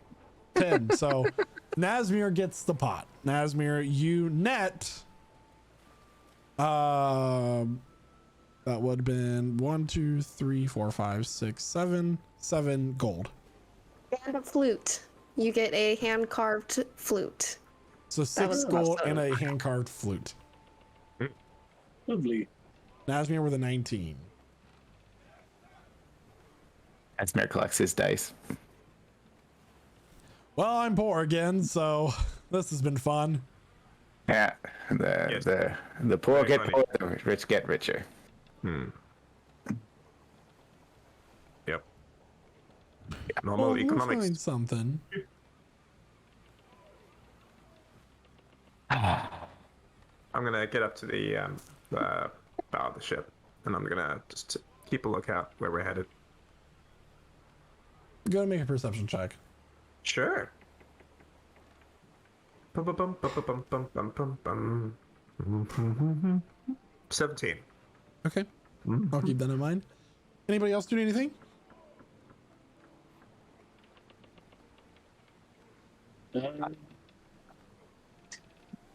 Does this ship have a crow's nest? Oh, sorry. Yes, the main mast. It's a 3-mast ship. The main mast does have a crow's nest. Casimir will just climb up to the crow's nest just to watch.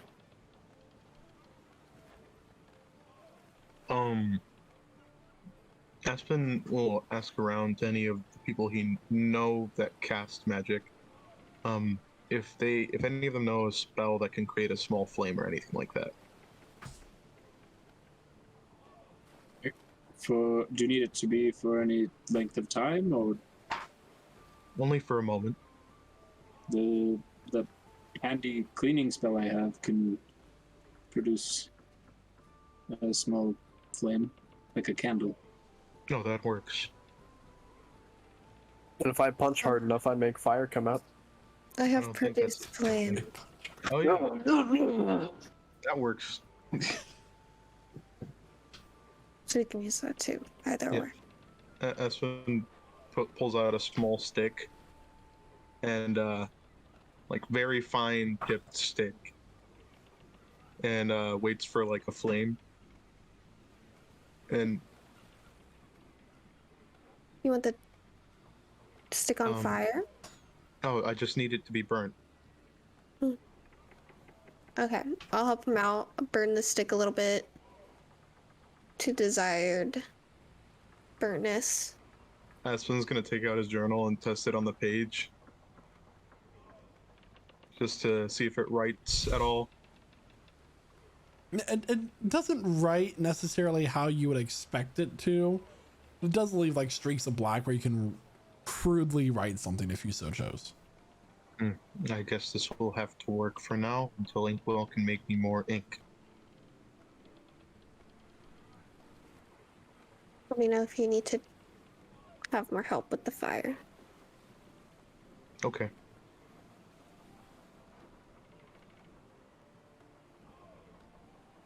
Would anybody else like to do anything? I just have another question. Yeah.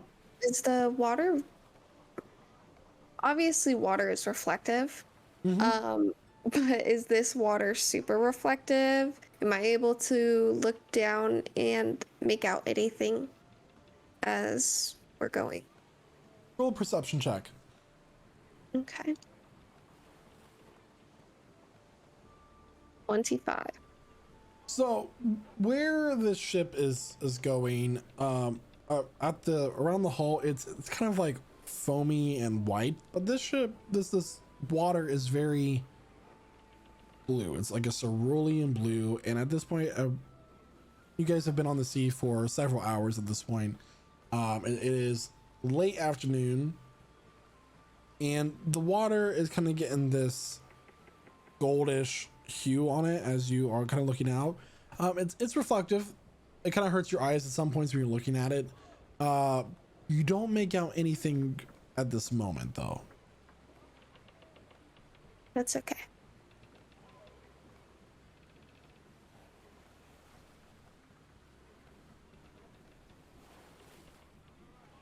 What is Cormac doing during this time? He's just kind of, hanging out around the ship, probably just cleaning his firearms and everything, making sure that they're staying well maintained. Mm-hmm. Mm-hmm. So as you're all kind of like watching out to the sea, you are doing a variety of tasks here on the deck of the ship. Is anybody below decks currently? Aspen would probably be below deck. Okay. I'm just gonna hang out on top. Astra and Zokifli, you're kind of like towards the front of the ship looking out of conversation with each other. And as you both like look out, you see that there is this wave of water coming towards the ship. Do you see that? That doesn't look... I'm gonna kind of... Okay. Does it look really tall? Like it might be a rogue wave? Something we should worry about? It's not breaking. Wave. It's like this ripple. And as you kind of look closer, you notice that there are it's almost as if something's cutting through the water, where it has this rapids off to the left and right of it as it's heading towards the ship. And as it gets closer, it is gaining speed. Oh, I call out. Which side is it on, port or starboard? Directly ahead. Oh, directly ahead. Okay. Now, call out. Hey!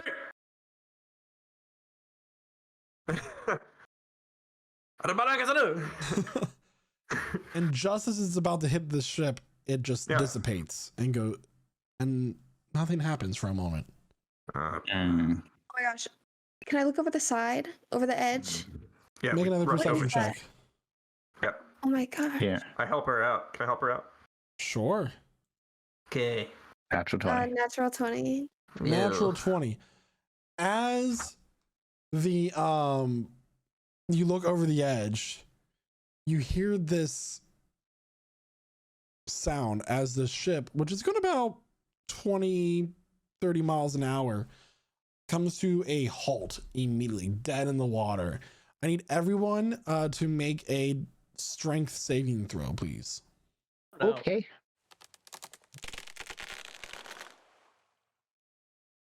Casimir's in the crow's nest. Ooh, let's hope you roll well, my friend. Oh yeah, natural 20. 17. 11. 18. All right, so Casimir, you are thrown from the crow's nest and you're going to fall 20 feet to the ground below. That is 2d6 worth of damage. Can he catch himself with his wings? Can I make a dex check to see if he can... Make a dex check to see if you can react in time. I'm going to say the DC is going to be 15. Letting you know ahead of time. The one check that I have a no bonus on. You can fall 20 feet really fast. It's really not that much. 17. 17. You managed to just lift your wings and lessen that. So I'll say instead of taking the full 14 points of bludgeoning damage, you'll take 7. Okay. That was with a +0, by the way. Nice. So, So, my gosh. Astra, as you're looking over the edge, you notice as this gold and cerulean water where you are begins to glow. And you watch as these lights begin to come up to the surface. There are these translucent... So I was looking over at Cormac holding up his pistol. Oh, sorry. So you watch as these tentacles begin to come up to the sides of the ship. They're glowing. They're translucent and blue. No, absolutely not. And it just so happens that my cup is empty. No. Oh. Don't worry, it's just Dwam. Dwum's just pulling a prank on us. Yeah.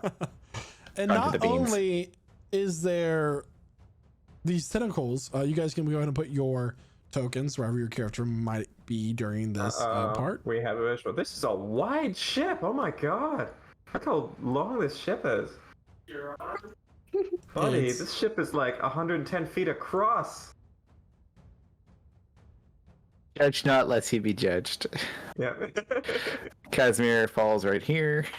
It wasn't intended to be this wide, just how the dimensions worked out for this. Anyway. Yep. Where would the chambers be below deck again? I will actually give you a separate visual. Okay. We're in a dreadnought, guys. Let It's it not go. a fantastic ship. It was not described to be a good ship. No, it's a little stubby. It's a grower, not a shower. It's Okay. perfectly yeah, adequate. okay, yeah. This is a perfectly average size ship. Yeah, not in the sea it won't be. Just suspension of disbelief. It's okay. We got it. Yeah. So, Uh-oh.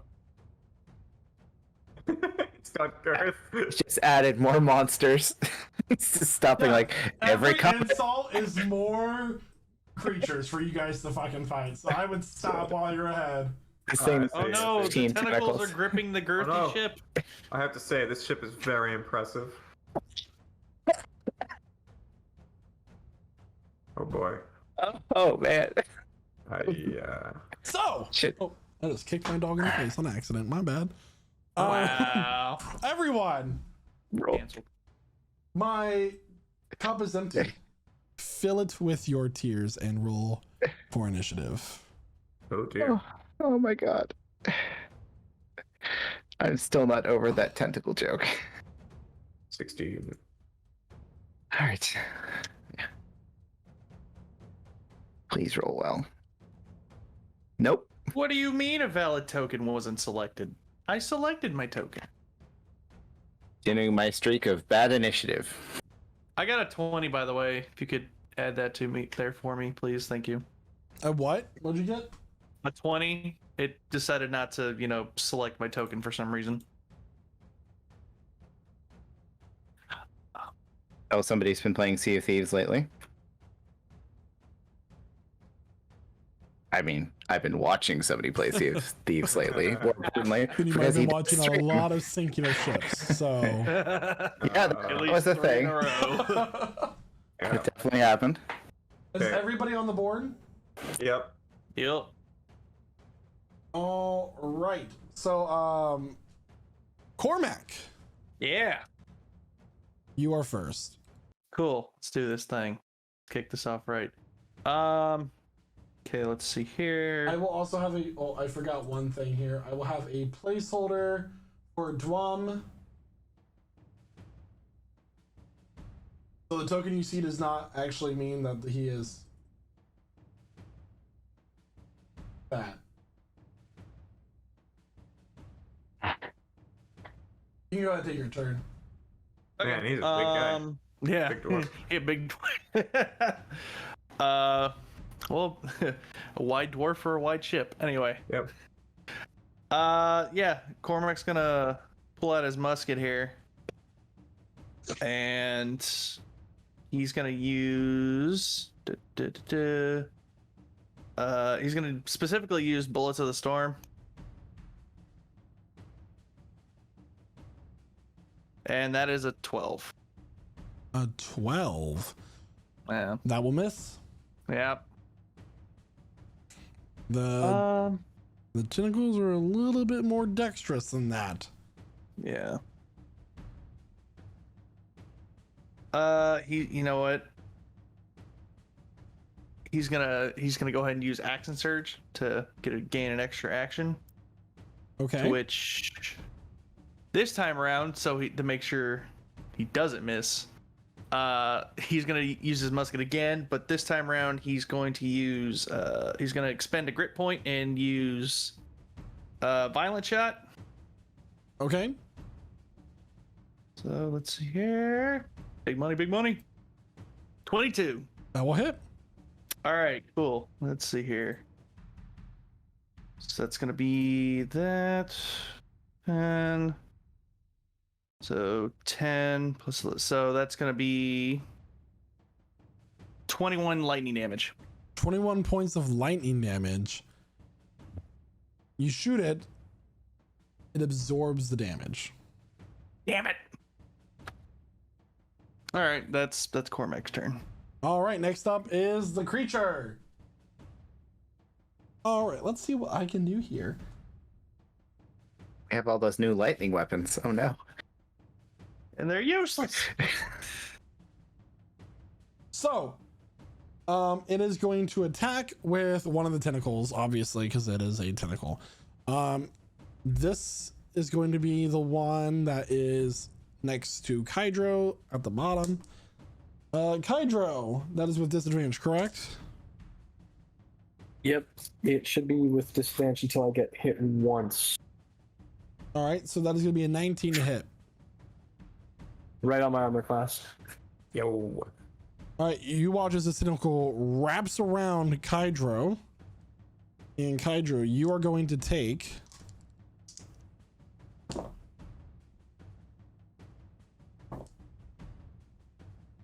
19 points of lightning damage.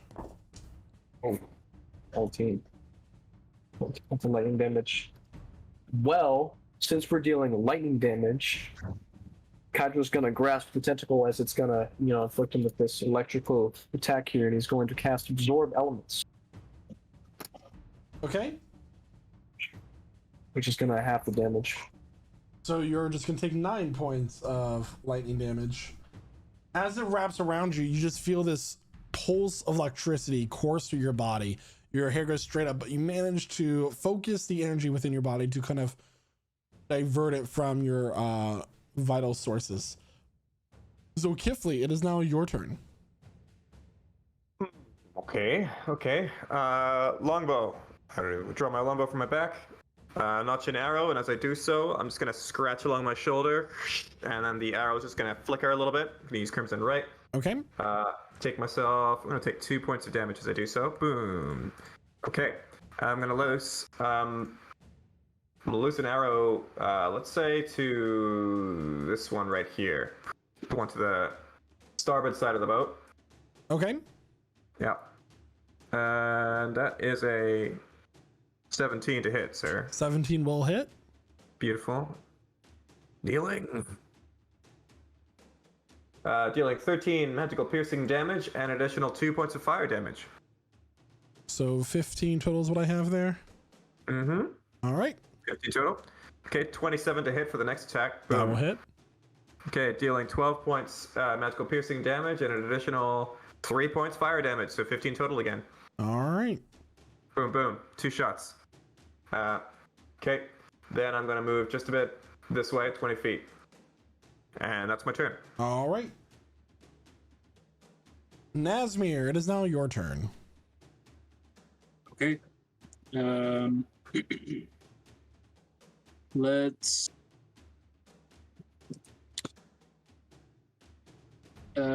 try a chromatic orb. Let's try cold damage. Okay, roll to attack. Let's see. A 9. 9 will miss as you focus this orb of energy, converting it to this frosty, nice energy, and it misses. And I will summon my echo. Okay. There.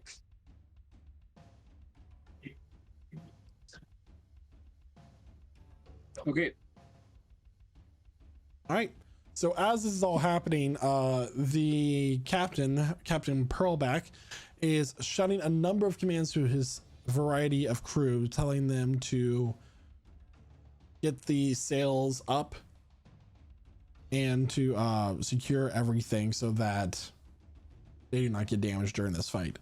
It is now Kaijo's turn.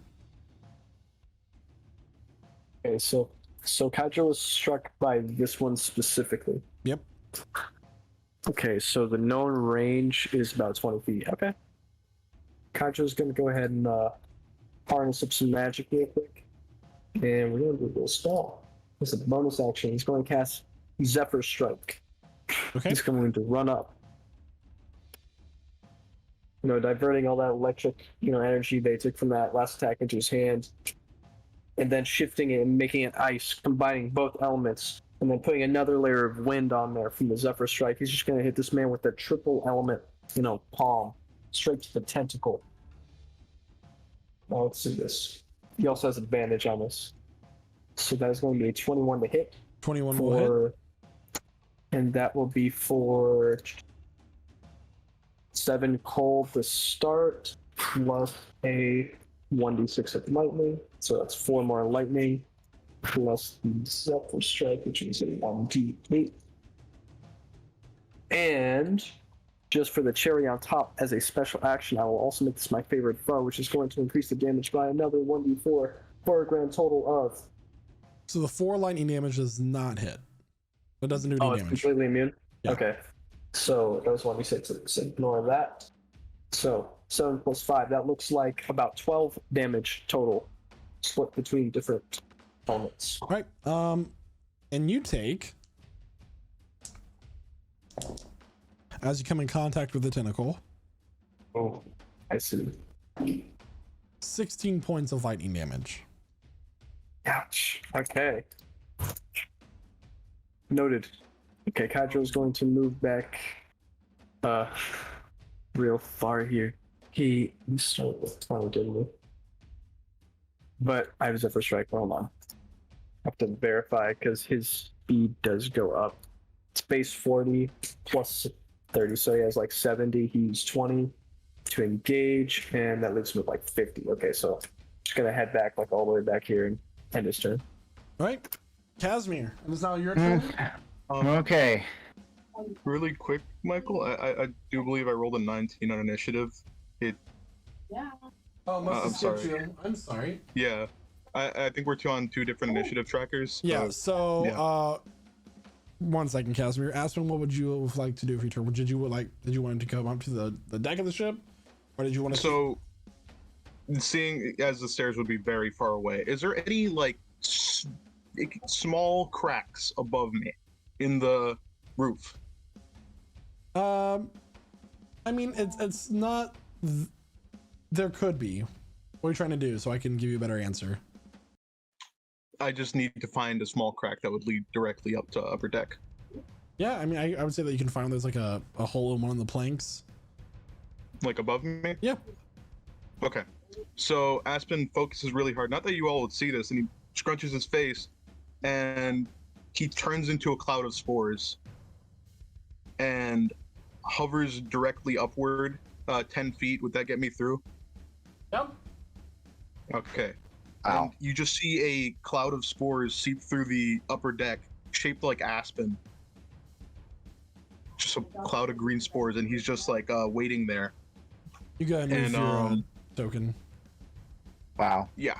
So where was I? I was like below Zolkifli, right of Casimir.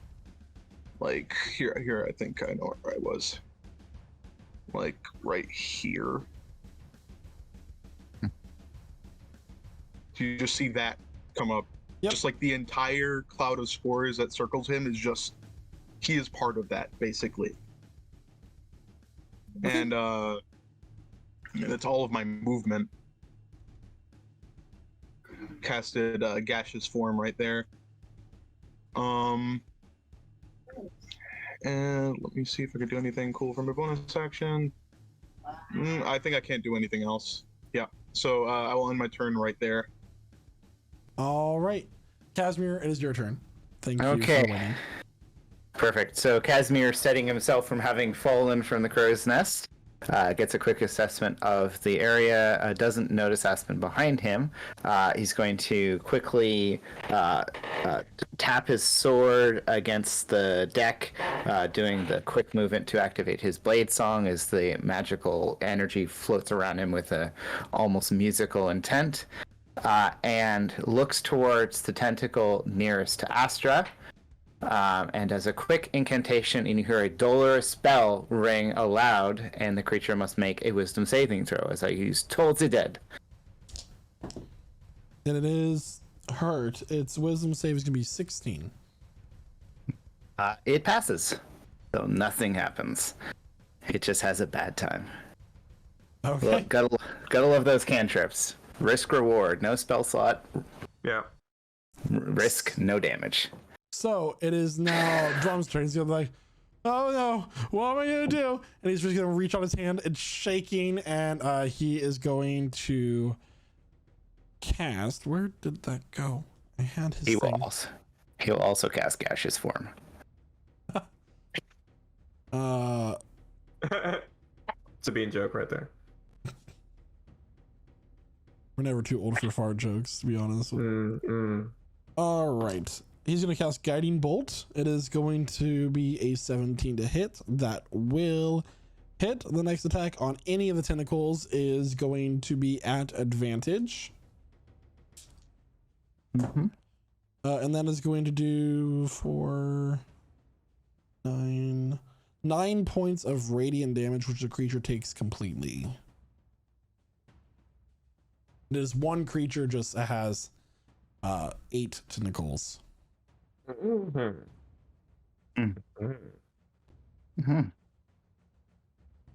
It is now Astra's turn. Okay. So I'm gonna go ahead and back up away from the edge, away from this creature, as far as I can here. So once you get to the 20-foot mark, it's going to take an opportunity attack against you. That is fine by me. That is going to be a 17 to hit.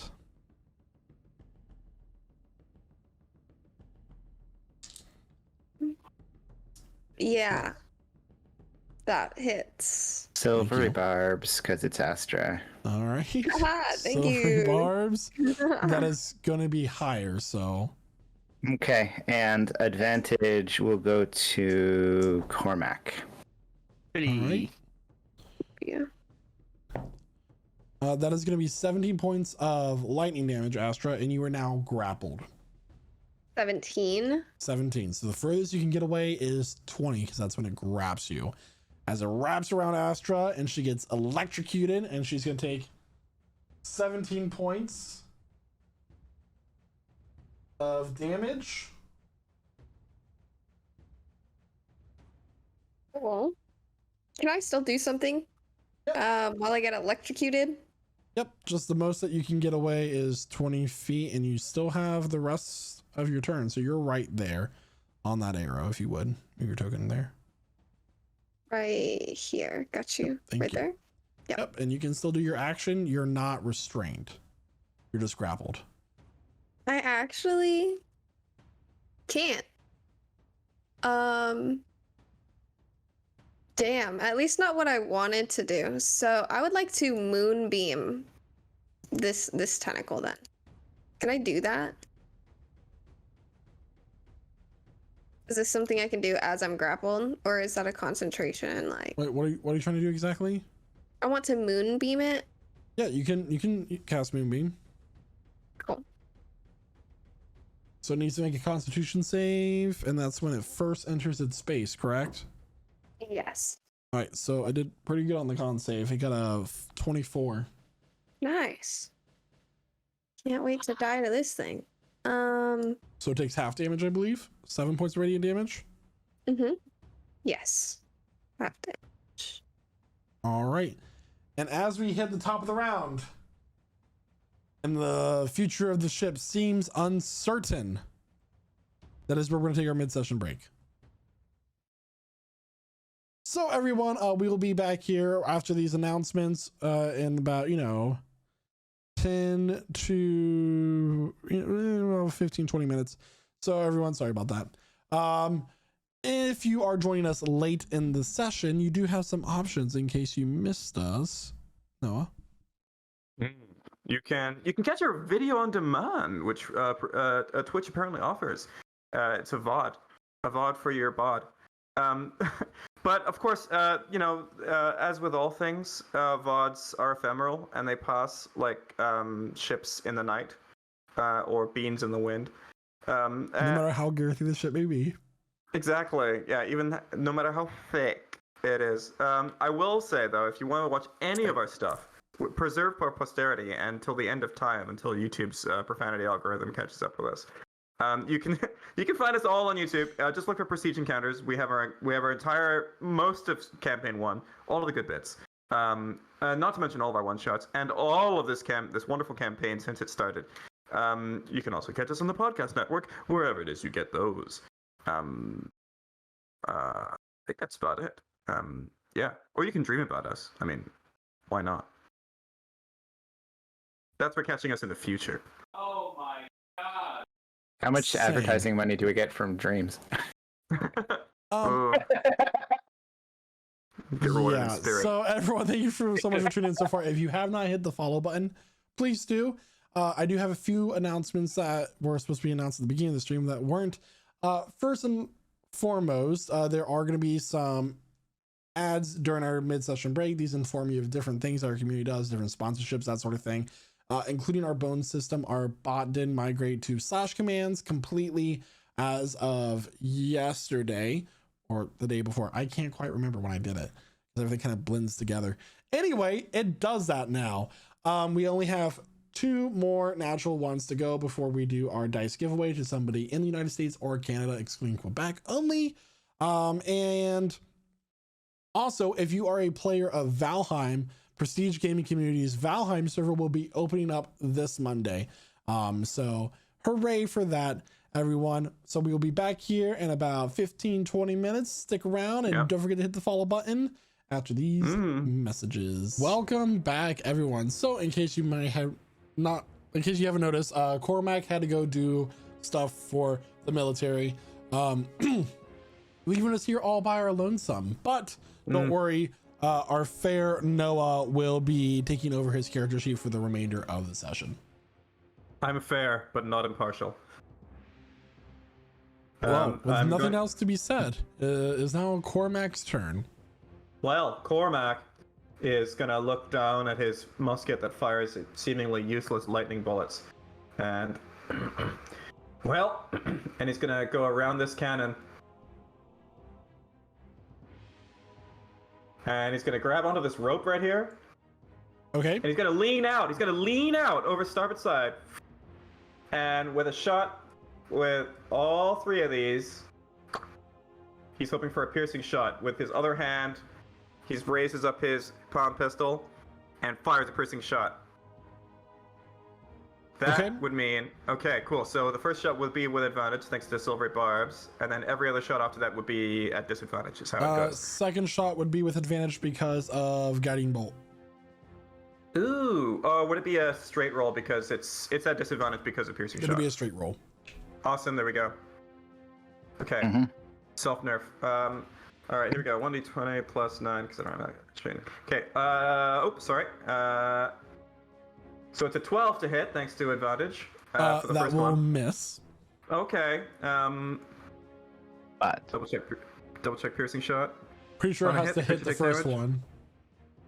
Yeah, and I think that's it. It's got to hit the first one. Didn't do it. All right. So. Yep. sounded so cool. Womp. It's so cool. This guy makes a little click sound and almost misfired, but it didn't. He goes, well, could have worked. Next time. Could have So been cool. with Yeah, so he's that, gonna pull himself back a little bit with his remaining movement there. yeah. There we go. With that, It the Be my turn, I it would believe, be because Aswin's turn. Yeah. Yeah. I need to be back in the initiative order. All right.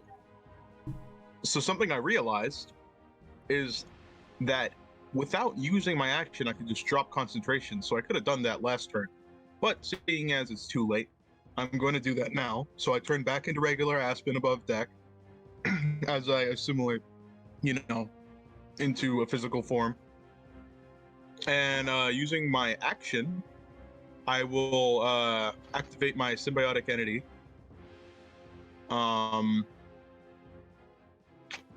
And my bonus action, I will activate my shillelagh. And yeah, I will use my movement to. Wow, that's a really weird specific. Hold on, I was right there. Use my movement to get right here. And that'll be my turn. That's it. Yep, action, bonus action, movement. That's it. Okay. The tentacle on the far right bottom is going to go and try to get Nazmir. Nazmir, that is going to be a 25 to hit. Ouch. Okay. Okay. Let's 21 points of lightning damage.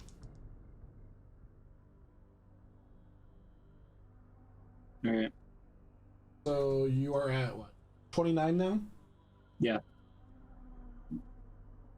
And you are now grappled by that tentacle. Uh-oh. Good. Since it has Astra grappled, it is going to pull her 20 feet. Oh no. Doesn't it take damage from the moonbeam? It does at the start of its turn. Yes. So it needs to make a con save for that, doesn't it? I forgot about Moonbeam. Okay. Would that I is be able going- to go on? 14. It does not save. So we'll go ahead and roll damage for that. 15? 15 points of radiant damage. Yes. All right. Yes. Would I be able to make a quick opportunity attack as it pulls her past me, or does that not quite work that way? Doesn't work that way.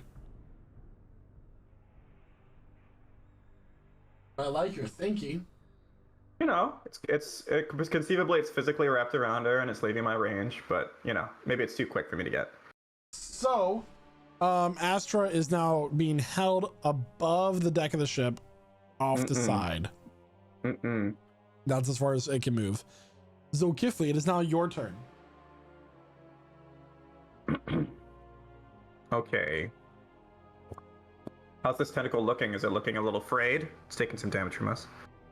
Overall, the creature seems to be strong. You guys don't know what these tentacles quite are, but altogether it seems to be doing quite well at the moment.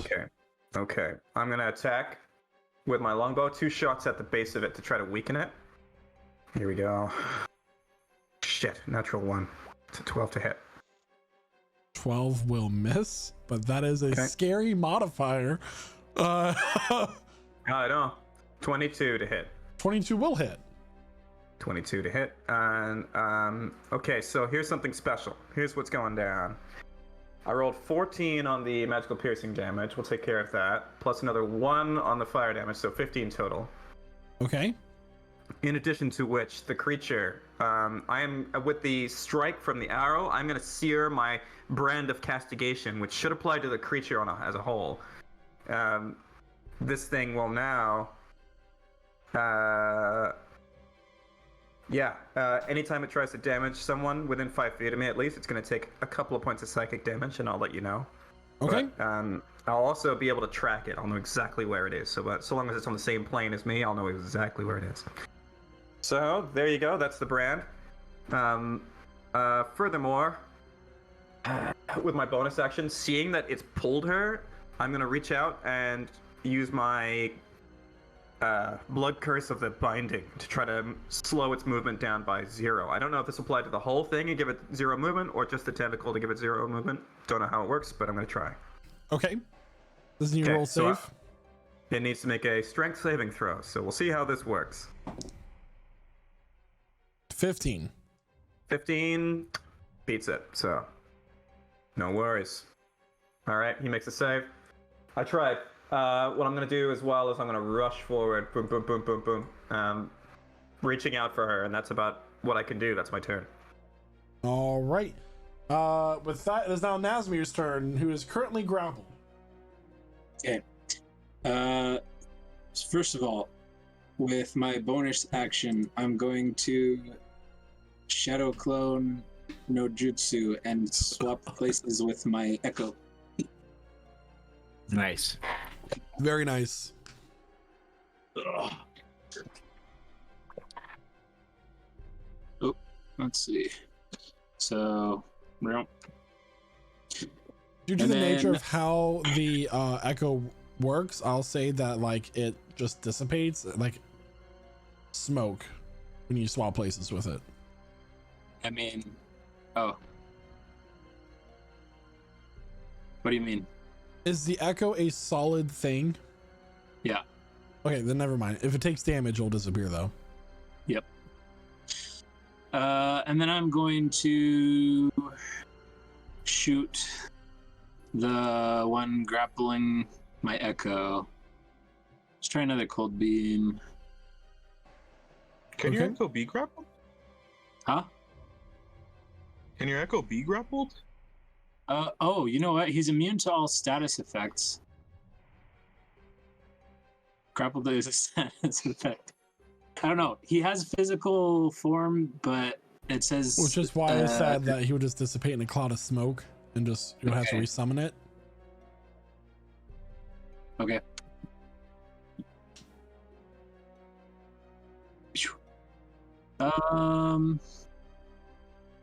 Well, I don't have to attack that one specifically, I guess. Let's attack this one by Cormac. I'm gonna chromatic orb, cold roll. Okay. Cool. 7. 7. That will miss. Alright.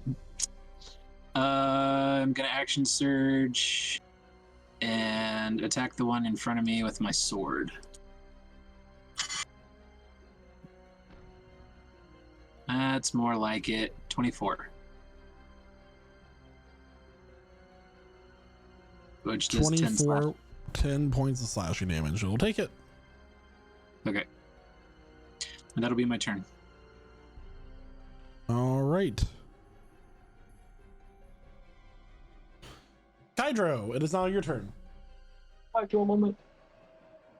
Hydro, seeing that melee combat may not be his best go here, he's going to take out his long bow. He's going to reel back a shot. He's just going to shoot the one that he's already been hitting, which is this one right here. Mhm. It's going to make it a good one. It's going to put a lot of extra Hydro into this one. Oh, I That's forgot. unfortunate. I'm so sorry. I didn't realize you attacked with your minute hand. Before we forget, move on. I'm sorry, Kendro. That does hit, by the way, so you can go ahead and roll damage. It just hits, by the way.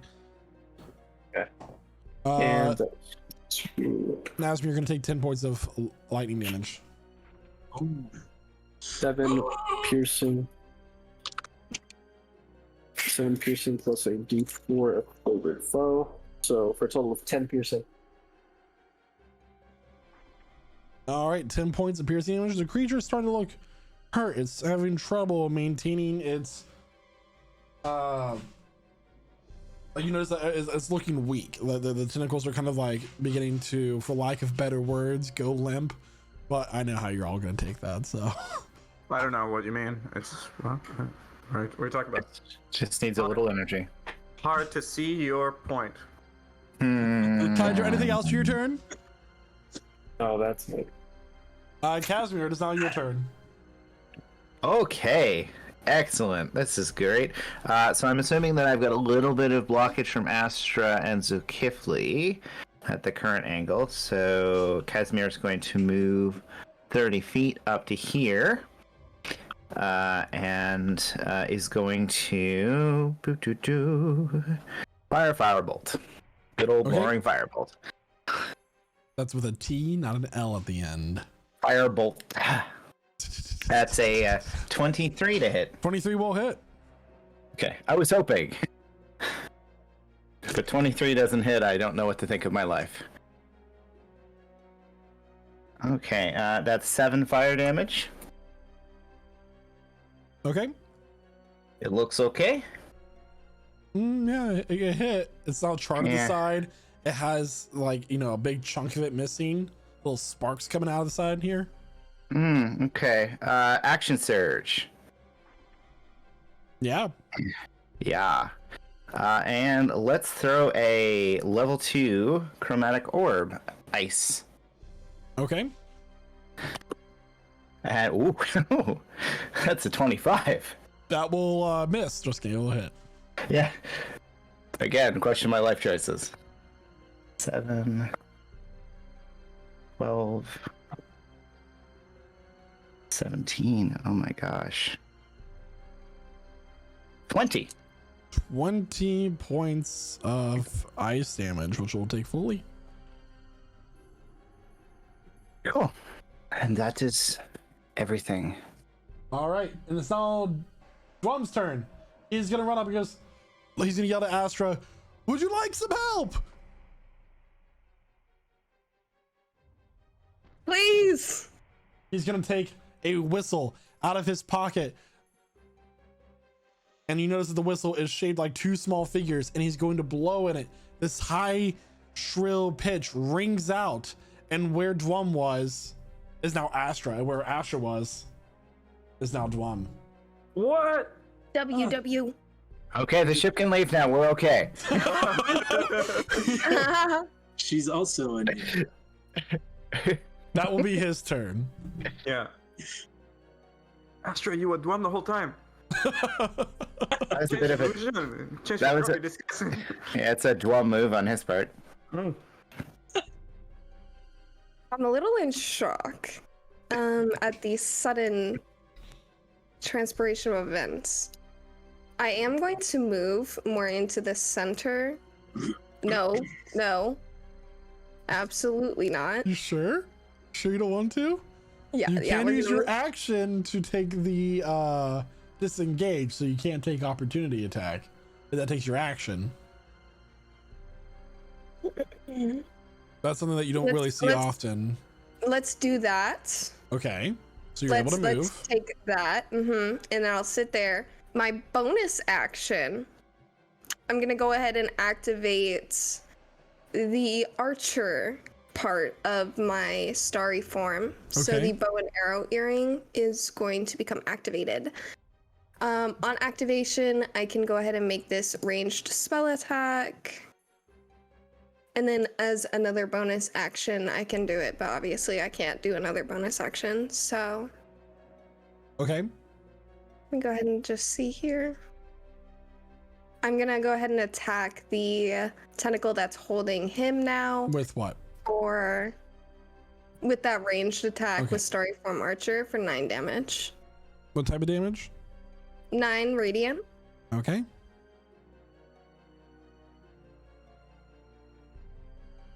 And that's it.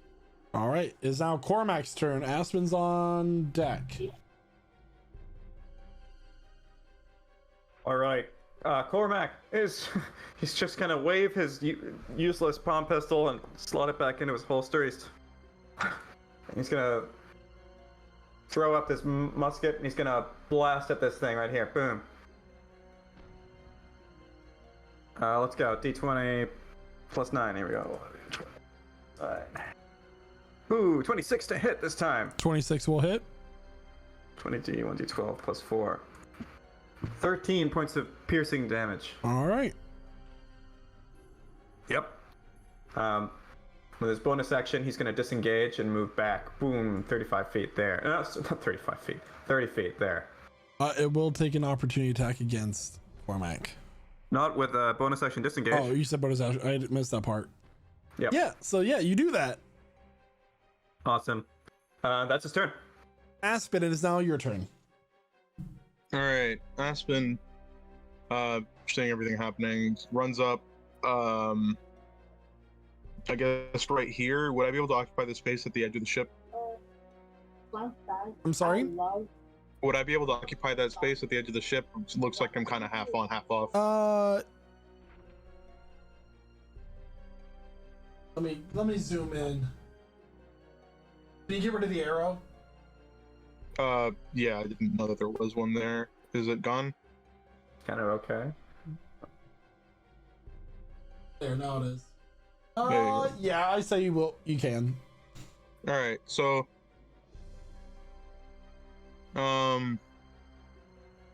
Aspen reaches over to Dwum, says, "I appreciate you helped my sister," and then he pats Dwum on the back, casting gaseous form once more. And Dwum turns into a cloud of spores. Ooh. That is intangible. You know, it's tangible, but you know, it can move through cracks, all that beautiful stuff. Mhm. He has 10 feet of movement in that form, though, I will say. Okay. Is that a concentration spell? It is. Okay, good to know. Yeah. All right. Anything else for your turn? Just double check. So, bonus actions. Does anybody look hurt? You have Nazmir, Kydro, and Zulkifli have all taken damage, I believe. No, not Zulkifli, Astra, Nazmir, and Kydro. Astra, Nazmir, Kydro. Hey. Let me just check the range on this. Okay, so it's 60 feet. Yeah, Aspen will just call out to Astra, I guess. Just hang in there and cast, you know, healing word at the first level. Okay. Let me do that really quick. You get 8 points of healing. Thank you. W. And that'll be my turn. Prophecy has been fulfilled. He has Oh. achieved his gaseous form. All right. So it is now the creature's turn. It is going to roll a con save for the moonbeam. That is going to be a 23, so it takes half damage. It is going to make a tentacle attack against Aspen. Aspen, that is going to be a 19 to hit. Ooh. And it does. It takes 2 psychic damage, sir. 2 psychic damage. Noted. That From is the going to brand be of castigation.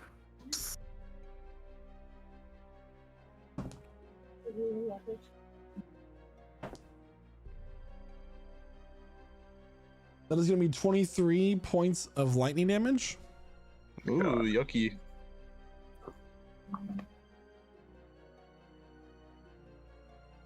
All right. Roll your con save, please. A con save. Okay, perfect. I'm good at those, sort of. A 20. 20. You maintain the spell. Zokifli, it is now your turn. Okay. Oh, I'm sorry. Aspen is your grapple now. I am? Yeah. Okay. Okay.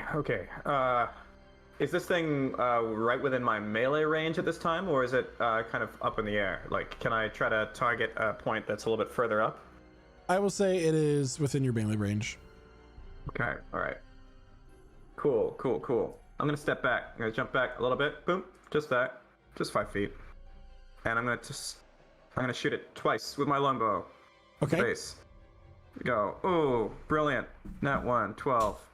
Here's another one. That That's means we're number giving 5. out a set of dice tonight, everybody, at the end of the stream. Whoop, whoop. Whoop. That's 17 nat ones total, by the way, from me. Okay, cool. So 25 to hit was the next one. 25 will hit. Cool. 10 points of magical piercing damage plus fire damage. It's 4, so 14 points total. Boom. Like the balance in the world, Zokifli, how do you want to do this? Oh, okay. So the arrow, I'm aiming for the base, right, like beneath Dwam and beneath Aspen, to try to sever the tentacle so it flops down onto the deck. All right. Hopefully. With precision of someone who is well versed in combat, you slice the tentacle. It drops down to the ground, kind of like squirming around as it's holding on to Aspen. Aspen, the tentacle around your waist kind of loosens, and it like constricts, and it's just like, you know, the proteins inside the muscles of this thing are still activating as it like it's switching, and the rest of the tentacles begin to pull away from the ship. At this point, Captain Pearlback yells, "Drop the sails! It has released us!" And that will end combat. Okay. Pull in our courageous dwarf and fellow friend. Take him by the hand. I'll help him up. Pat him by the hand. Thank you. You are patting a cloud of spores at the moment. Where is he? It's mushroom. Oh, With a It sneeze, he will reform back into his dwarvish form.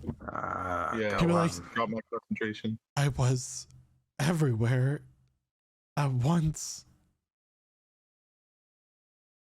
Okay, Um, now you are here. I must thank you. Clap him on the shoulder. Maybe he falls back a little bit. Good job. Hey, that whistle is damn funny, man. Where is that from? I want it in a game of cards. Mm-hmm. Magic whistle, which can teleport.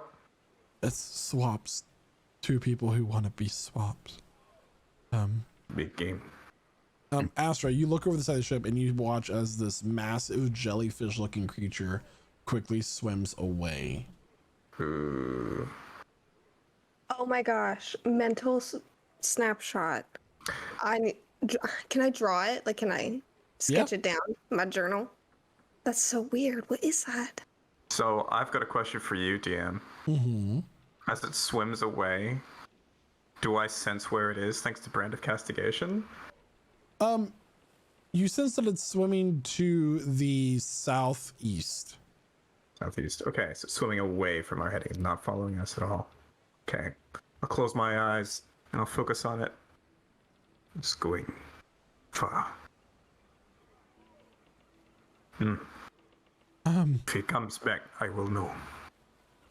Well, that was quite the battle. I knew I made the right choice by charging you the discount to keep this ship safe. It hasn't been quite safe these past few years as the Sea of Maidens has become increasingly dangerous. Uh-huh. Clearly. Yeah. Dangerous. Why? Only recently. Oh, well, not much can be explained, but it's like a cold wind giving you a hint that there's a storm on the horizon. Well, enough foreshadowing for now. You all can sit back and heal up, relax, bandage yourselves. there any ale to celebrate our survival? Oh, we got a few barrels below deck. You're more than welcome to tap one. He'll hand you a 2-ounce glass.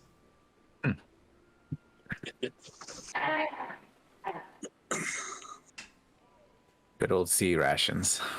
Anyone care to join? Yeah. Unfortunately, I'm pretty new to sailing on the sea, so I don't believe my stomach is settled enough for anything like that. Drum, with his hand shaking, is going to pull out a can opener and open another can of beans. Oh no. Thank you for switching spots with me. I do what I can. Fun fact, I rolled a couple dice to see out of 100 what Astra, how she can swim. She can't swim.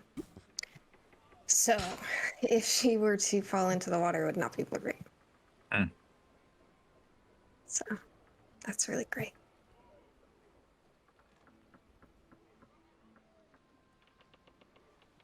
I would like to go down to the lower decks though and partake in festivities. I will go down below decks, but as I do, I look out at the horizon where I know the creature to be receding. But what I'm going to do is I'm going to take my knife out, and I'm going to go for one of the bits of ginger, and I'm going to start skinning it. Just a chunk. I'm going to cut up a couple of inches of it. Skin. And after a while, I'll just start shredding it and add it. Look around for a mug and put it in the mug. Water. We need hot water. You can check with Cookie below decks Cookie. and see if they have any water boiling. Okay. Okay,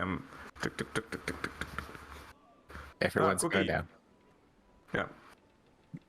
Hi, you have hot water? This tabaxi Oh. looks like it has a bit of mange. There's a few patches of fur missing. Turns around. Oh, yeah. How can I help you? It's missing an eye. It's like a stray cat that got hit by a cart a few times and then turned into a humanoid. You are were-cat? No, I'm just tabaxi. Oh, yeah, the captain say you have hot water. Ah, yes, I can get you some hot water. No problem at all.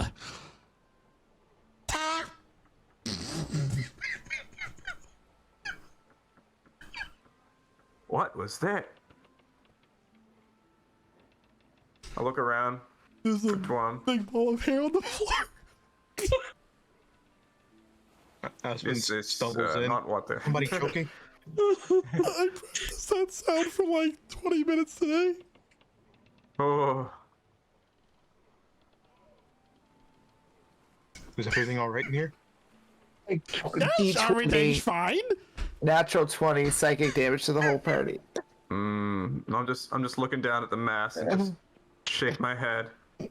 No, did you make that? Did you make that sound? Astra for- collapses to her knees. Yeah. She is just sobbing and no, laughing. I'll tell you what I'll do instead. I'm just gonna go for the fresh water barrel. I'm just gonna slide away, just dip into dip my mug into the fresh water thing, look back at the tabaxi and just silently just take my knife out and just cut myself a little bit, just cut. And then as the blood comes down, crimson right, I flame it up, and I just stick the knife into the mug and heat it up that way.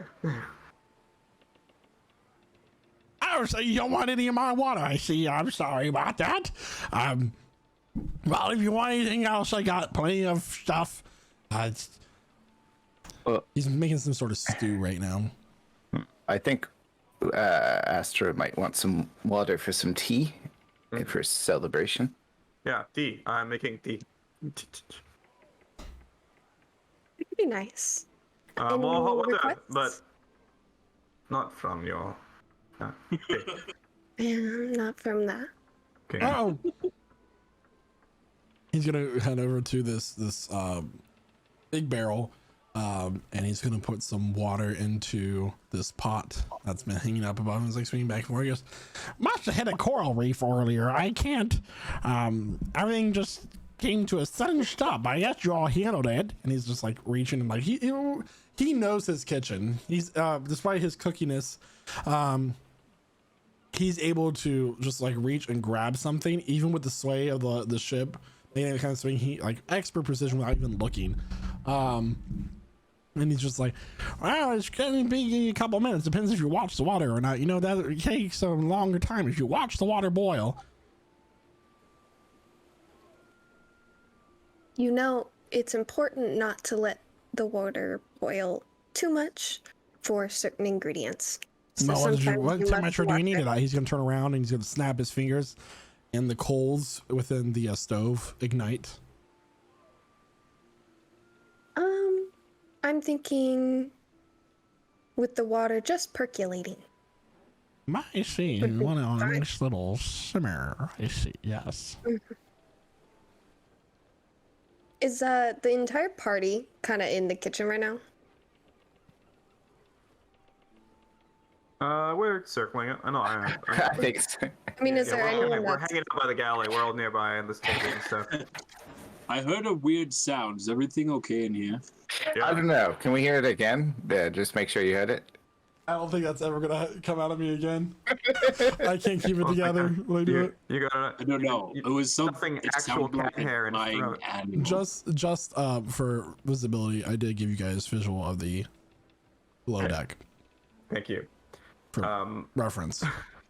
I will note. I'm gonna go over and hand Aspen. I'm just gonna check on Aspen. Is he looking a little green around the ears?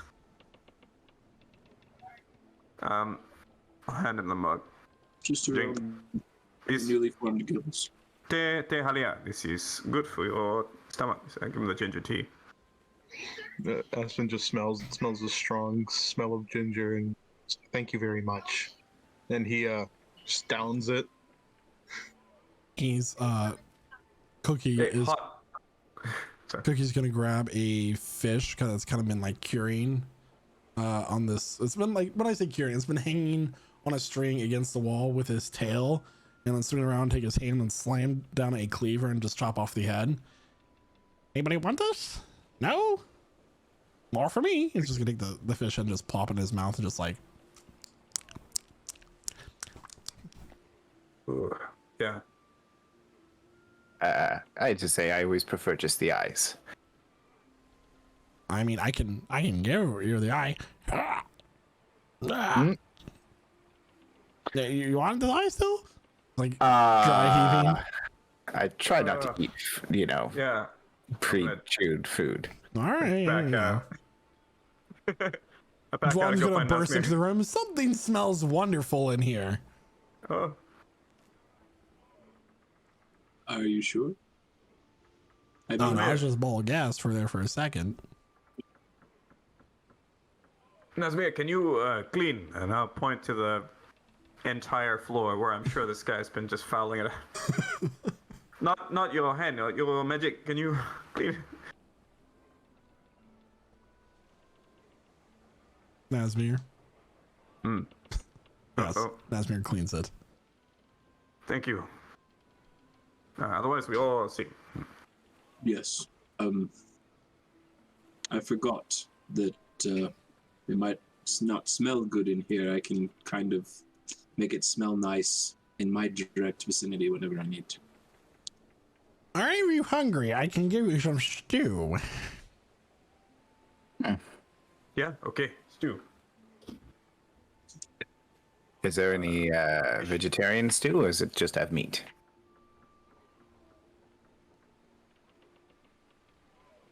Are you a vegetarian? No, just asking the question. Yeah, my Wow. friends. Oh, so you're trying a vegetarian. Okay, well, I got some. He's gonna take some bread. He's gonna slice it up real fast. Reach back, grab some cheese, put it on the bread, slide it over to you. Vegetarian. Aspen just casts good berry or good mushroom in his case and puts 5 and 5 on the pieces of bread for Aspen and Astra, just Cheese Hands and it over. mushroom sandwiches. Yes, Really good. That sounds good. very filling. Highly recommend. Cookie will grab some wooden bowls and set them down and fill them up with some stew. Mm. It looks like a thick gravy with carrots and potatoes and then chunks of brown meat. Can't quite tell what type of meat, but meat nonetheless. You never ask at sea what you're eating. I wouldn't. I mean, we did leave some horses somewhere. And it's not horse. I'm going to make mine taste like stew. Or it tastes like stew. Stew is stew. Very Yes. astute of you.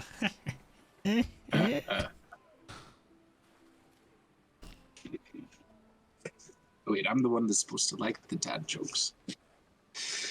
Anyway, Anyway, well, if you need anything else, please let me know. I will be here in the kitchen most of the time. I even sleep here. He's gonna point over to a corner where there's just a couple torn up blankets.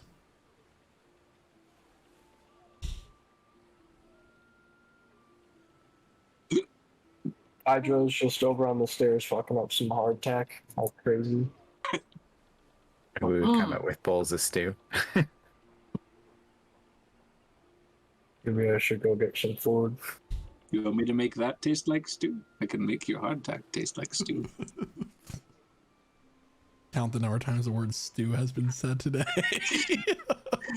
Come get your stew from Stew.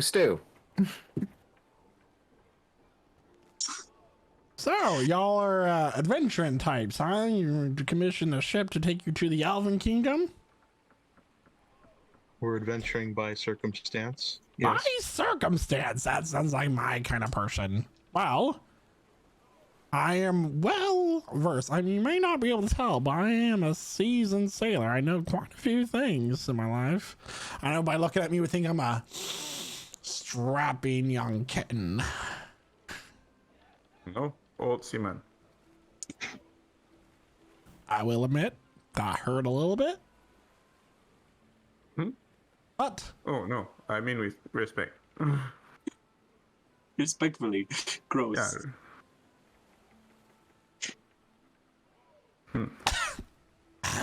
So, you sail for how long with this the ship?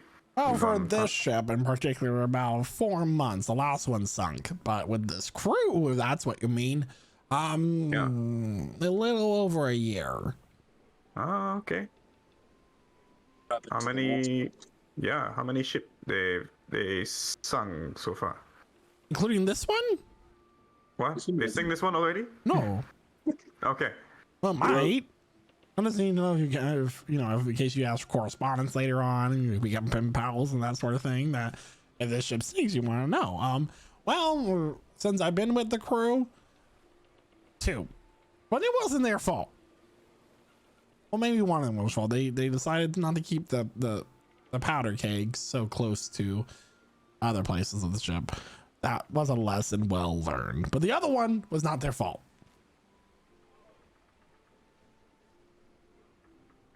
In my head, I'm just imagining somebody like fired off like some weird staff or something and completely exploded the ship because of the powder kegs. I will never forgive him for that. I'm just sort of looking at this, taking this tabaxi in. Is he wearing any footwear at all, or is it just barefoot? Barefoot. Barefoot. All right. Okay. But I have sailed and traveled, fought and loved, grieved, cheered, laughed, cried, lived, laughed, love, as I like to say. Okay, tell us your love story. Well, you see, I was born in the nice, wonderful jungles of the Calico jungles. Right at the base of the mountains, us tribe.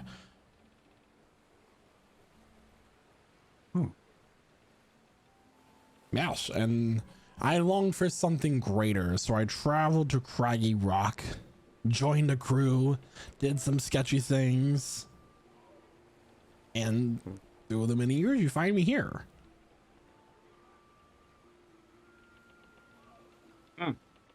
Sketchy things. This is your love story, yeah? I mean, I gotta leave some mystery. I'm sure you all have very elaborate backstories you haven't revealed to each other yet. In their full capacity.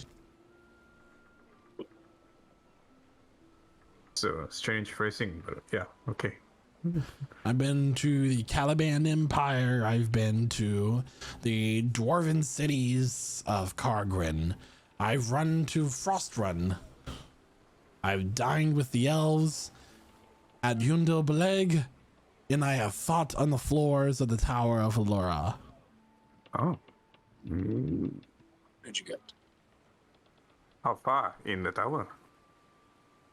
He leans in, looking at you with his one eye. It's kind of like, it looks like he has some cataracts. Floor 9.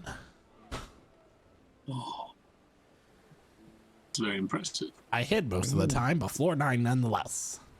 Ah. We also went to the tower. Very dangerous. Everyone killed except for us. Wow, Oh, sounds you are including- pretty lucky. Did the hornets get you? No. No. A cursed bear almost did. Oh, I have a question. okay. So besides running away, do you know of any other strategies of completing the tower? Gotta be well prepared. Gotta have the right equipment. Healing potions never hurt nobody. And a person who knows how to heal and resurrect you if you die. Thought That's that how many was hard times to do. I've been resurrected. How many? 9? At least 4. Oh, I do a big once over, and I nod silently, as if I get it. This is why. So do you have 5 lives left? That's a funny joke. You know, they only say that about dwarves, right? That you all have 7 lives.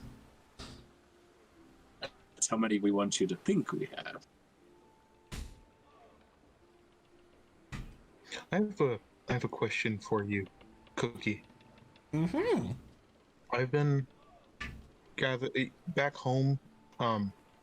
Most of the population was, or the entire population was Firbolgs, but we did have some knowledge on some of the other races. Is it true that you Tabaxi can process salty water from the ocean better than anybody else can? Or do you think I keep my sharp mind about me? It's very interesting.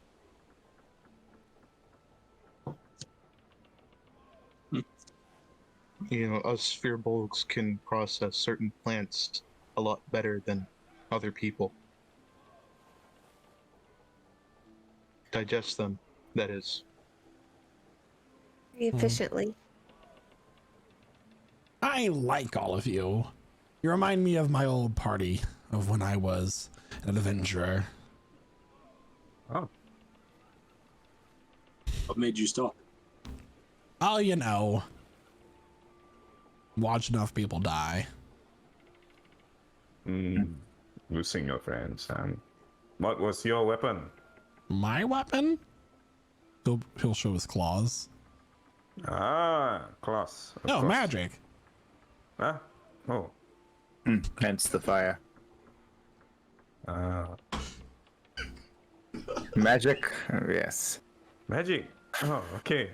Thor will look disappointed. No, I could use these if I really wanted to. Rawr. Oh, careful there, tiger. Oh, is that offensive? Sorry. Yes.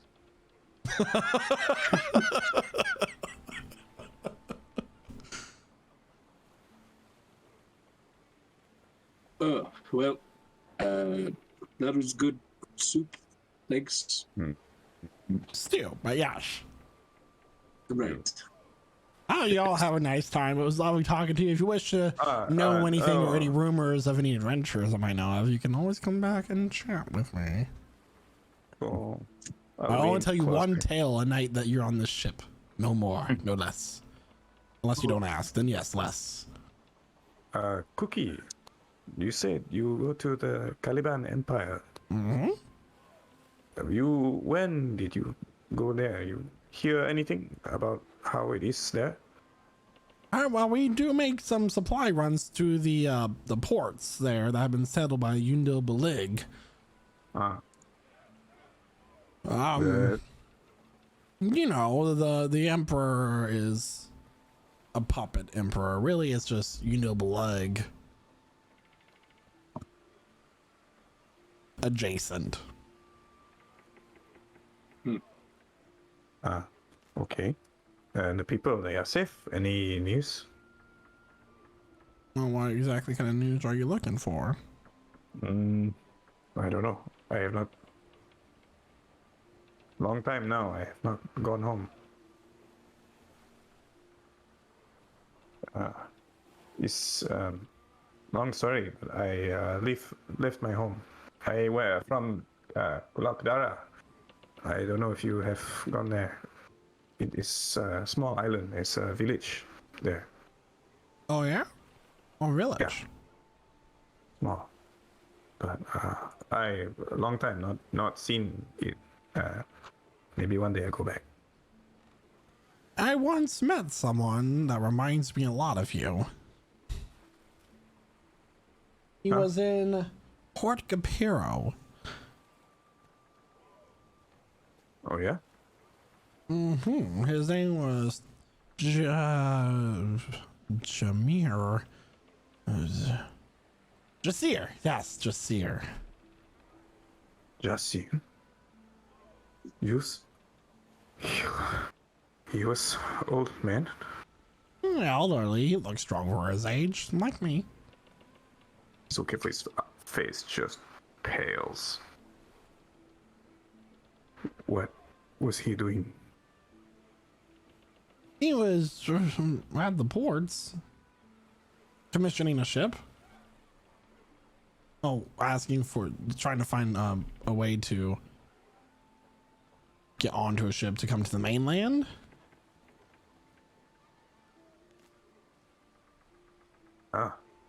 He found a ship? I don't know. We played some cards. He won, of course. Yeah, he's good at cards. How do you know him? I knew him when I was small.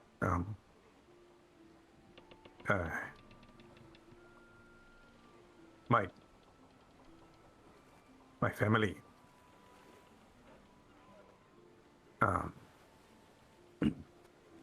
He was safe. He look good, healthy. He looked healthy. He's gonna sit and stare.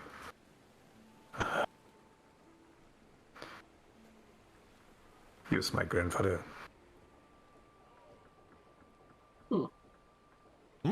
Small world.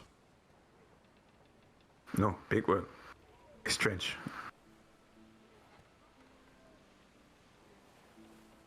Well, if you wish to hear any of my tales, you may come to me each night, and I will tell you. Yeah. If you have any tales of Sielnor? Tales of Sielnor? You know, I grew up at the base of those mountains, but they were impossible to climb. Nice. I've been to your jungle. Seems like you're all from all over. So it seems. Indeed. No, just one place. I think collectively it's context. Okay. You're from one place, he's from another place. Cormac just leans in. Listen, I want at least one whale of a tail. I'm cashing in my tail chips now.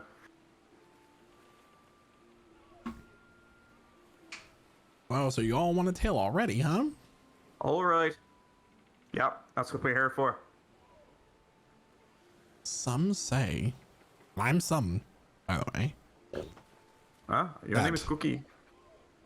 there is another continent known as Neowin. On this continent, there is a kingdom ran by a council of undead. It is shrouded in mist and fog, and only the dead live there, and those of darker pursuits of magic. It is a safe haven for those who pursue the dark magics, looking to strengthen themselves, find exploits within the systems and laws of the arcane that have been presented to us by the gods. But any ship that sails there is never returned. Possibly added to the legions of the undead.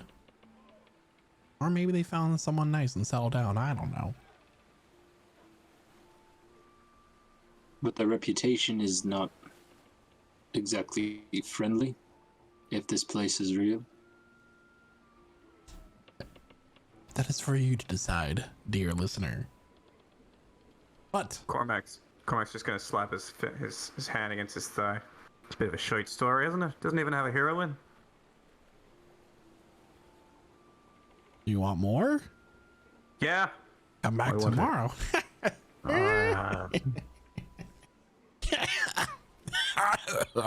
Please don't do that again. Yeah, don't make me laugh. Ugh. Well, what time of day is it? It is getting to late evening at this point. Astra is going to approach Aspen and kind of put a hand on his shoulder. I think you should join me tonight in stargazing and perhaps some meditation as well. Okay. And then she's just gonna retreat to the like the bed area of the ship until the stars are out.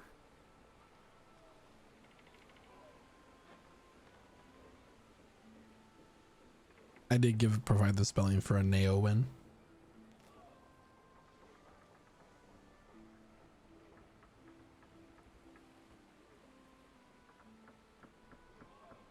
Oh, well, it's past my bedtime.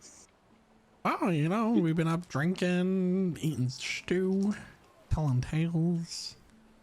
Indeed.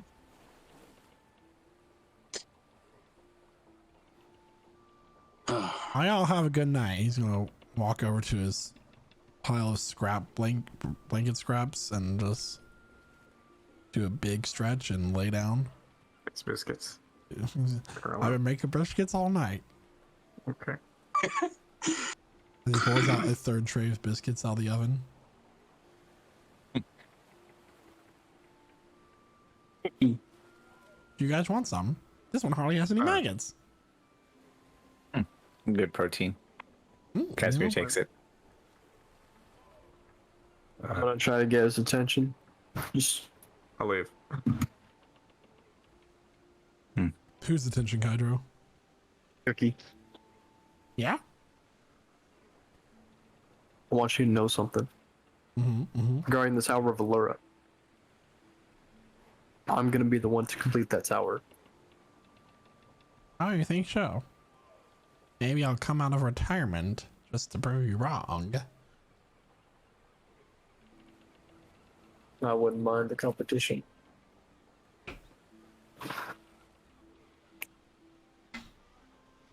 He'll close the one eye he has and start to snooze. Astra and Aspen, as you're gazing at the stars, is there anything you'd like to do? Well, I would like to prepare a tea again for the occasion. This tea will not include the blue flowers from this morning, but instead it contains a plant that's more akin to mugwort. So we'll have very active dreams. And yeah, hopefully find some answers within those dreams and just meditate upon some struggles. Okay.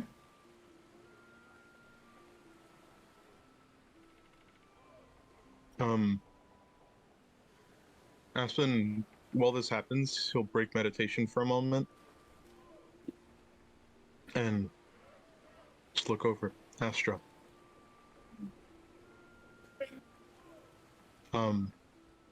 Seeing as you know how the disease came about,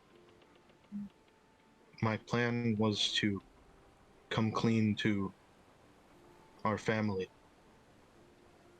once we save them. And I don't believe I will hold the mantle of leader once it is supposed to be passed on to me.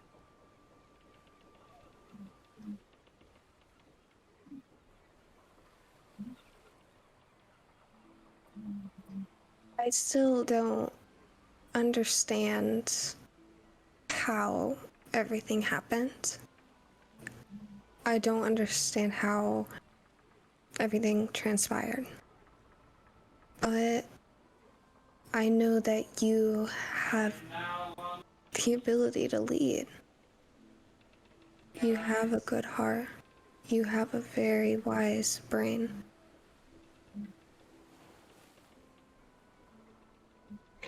And I'm sorry for looking through your journal and going through your things.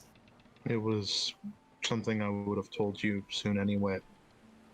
And although it did frighten me when you read through it, I was relieved to know that I wouldn't have to tell you myself, because it would be too hard to do. However, I will let you know, with this disease coming about, our family knew how it happened, just with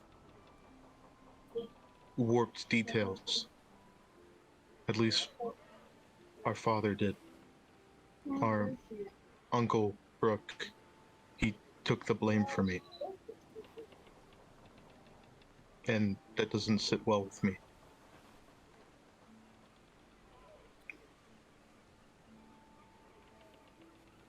We will return everything to its natural order.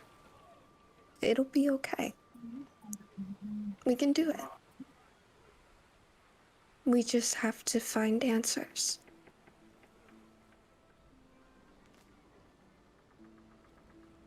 Search your dreams tonight. See if you can find any meaning, anything. All right.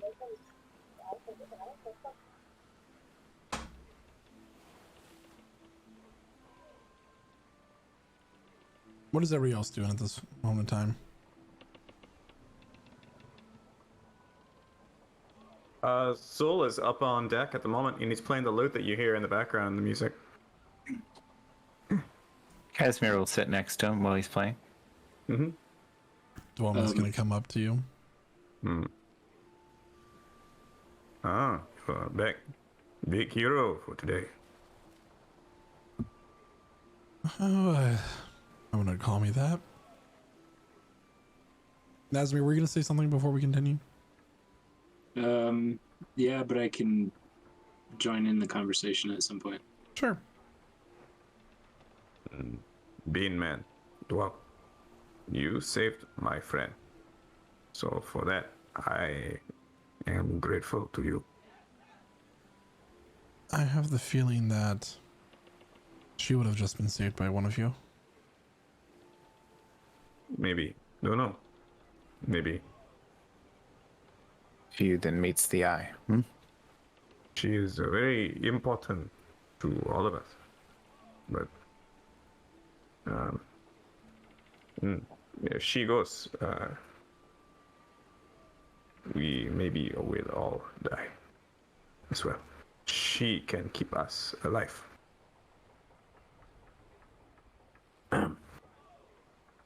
Interesting to know. So, your family in Craig Mall, they know you are here. They know you are out here or lost.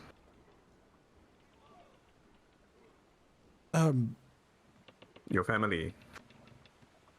Oh, my family in Cargren, yeah. I would have to find them. Dwarves are very keen about their last names.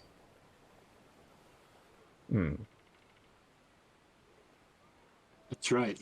They carry a lot of meaning. A lot of ancestry and history. Maybe after we find this place we are looking for, maybe we can help you get to this Cargren.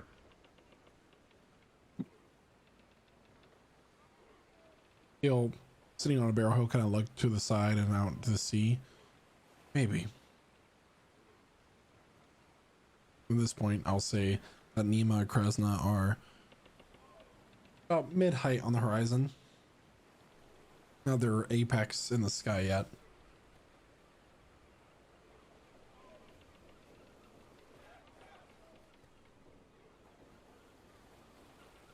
And just I will look at the moon, breathe a sigh, and just to make sure, I close my eyes and focus on the brand. Wherever that creature is. Just checking. How long does that last by chance? Forever, until I put it on something else, or it uses Dispel Magic to get it off. It is far away. It's not pursuing you. Okay. Forever. So long as we're on the same plane. 6 months from now, he'll be asking, "Where's the giant jellyfish?" We're probably having dinner with his mother-in-law. Where's this creature? It's married. Yeah. And It we were feels, gonna feels the kill it. tears burning. It's like, where's someone looking at me? Okay. And I'm just gonna pluck my strings and ding ding ding ding ding ding ding ding ding. Go on. While you're plucking those strings, are you Yeah. just on that top deck? You know, just Yeah, under the we're- stars as well.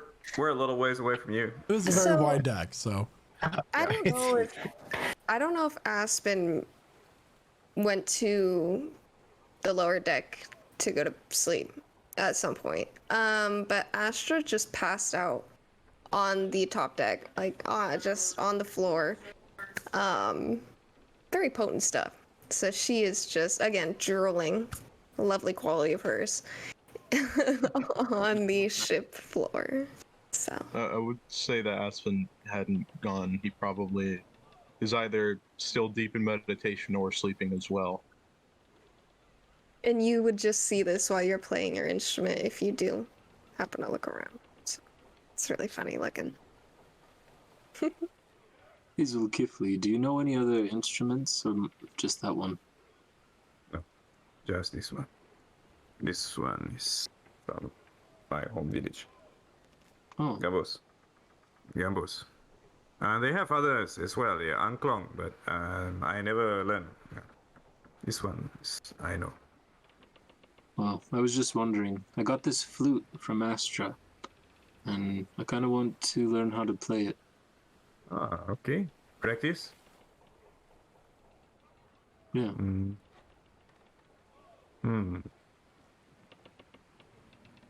I look at the flute. I think yep, from here, and I put my lips to the narrow part. And I'm not proficient in it at all, so it probably sounds terrible.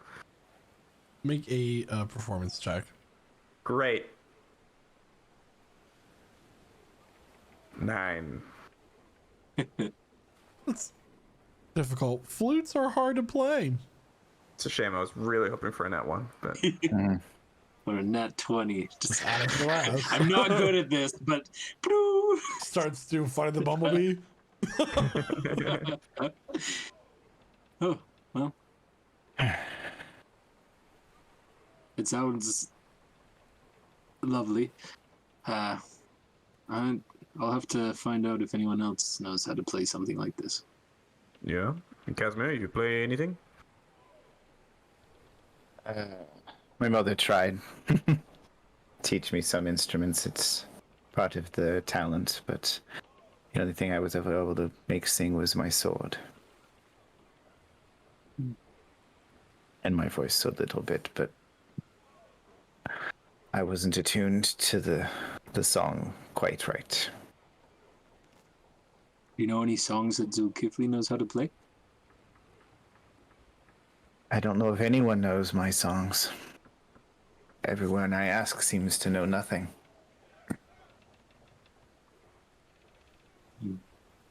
Gelang si Paku gelang, gelang si Rama Rama. Pulang, marilah pulang bersama-sama. This one my grandfather teach me long time ago. That's lovely. Yeah, sing to me. Is he the one you were talking about earlier? Yeah.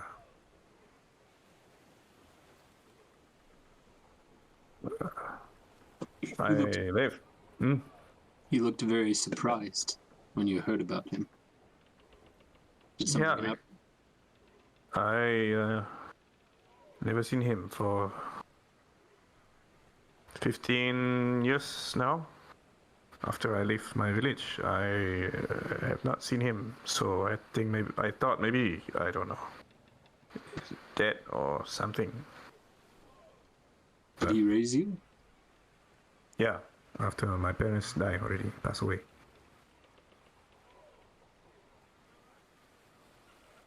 I'm glad to hear that. It sounds like he may still be alive. At least you've heard something of him recently. Yeah. But last time I saw him, he has powerful magic. And he is teaching me some of his power. I can do some things with my blood, but he's very powerful, more powerful. But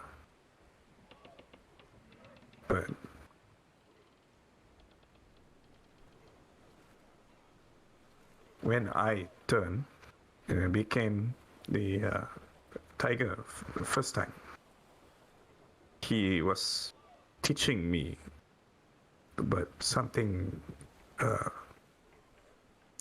went wrong. Like what?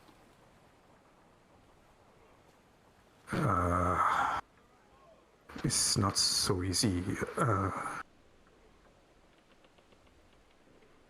said to speak to the fire, and I spoke and I listened, and something talked back to me, and after I looked at to Jesse's face, and he's changed.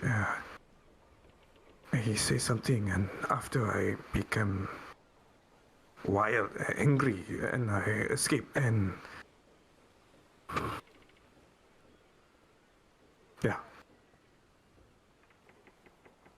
And then all these people, they see me, they were scared, and I hurt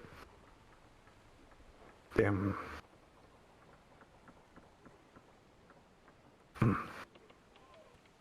It's a long time ago.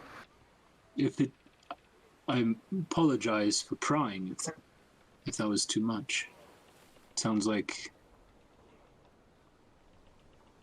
it might be a painful memory. Yeah.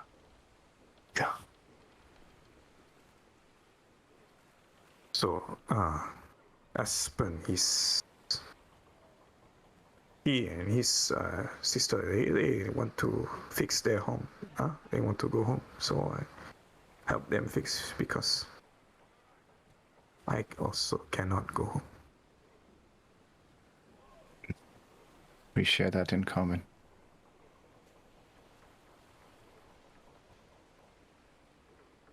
Yeah, you too. I hope to be able to go home someday. But I feel I can't rest until I can bring my wife back with me. Right now, she can't go home.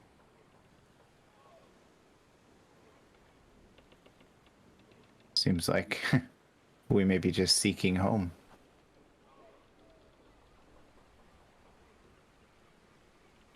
Perhaps.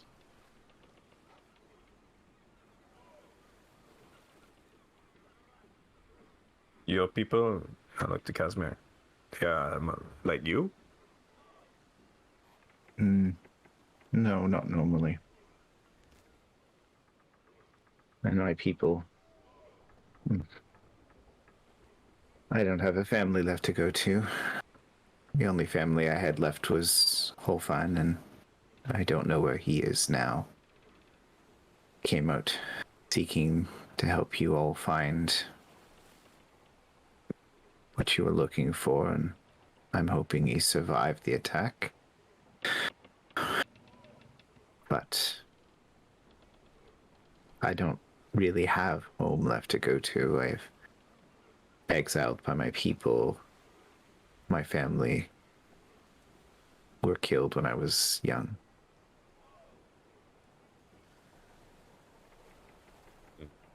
Because by who?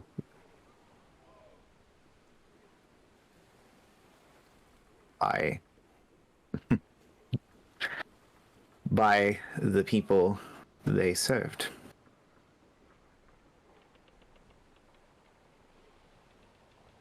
Your family's master? Revolution, as it were. Or just pitchforks and flame coming to kill the devil child. Oh, because of you. Because I exist was enough, I suppose.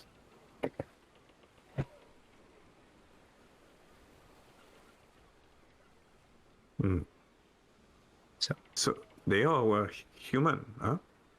But you. My family was human. I can't say if everyone was, but yes, I survived because Holfan secreted me away before they could get me, but my parents,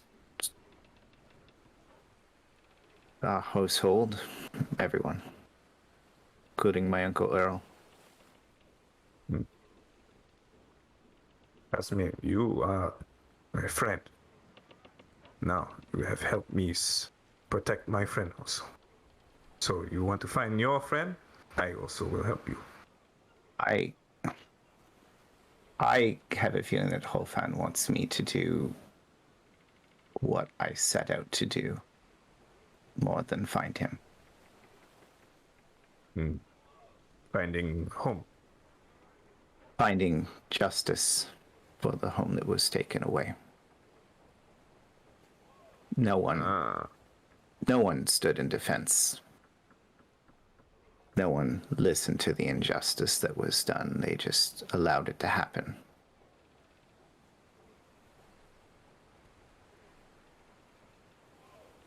Okay.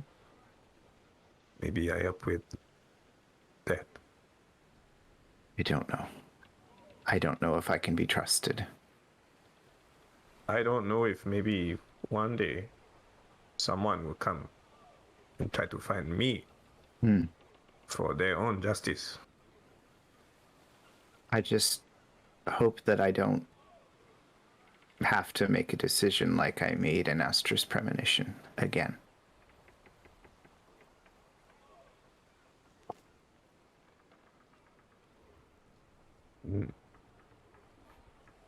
With that, I'd like to turn the focus over to Aspen. Aspen, you find yourself drifting off to sleep. And when your eyes open, you find yourself in a stone chamber. The stone chamber is ancient. It has existed long before you were born, your parents were born, their parents, and the ones before them. For it has simply been since your people have written. The sound of nature outside lulls softly as you hear a voice behind you. Aspen looks behind himself slowly. You turn, and there is not a humanoid behind you, but a cloud of black spores in the shape of a person looking at you, shifting and buzzing like a cloud of thousands of flies, yet retaining its shape loosely.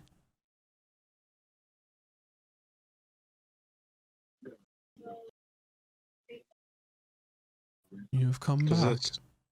Oh, okay. It looks familiar, in a sense. In a sense. Except when you last saw this cloud of black spores, it was within a jar. And only a face, I presume. Loosely.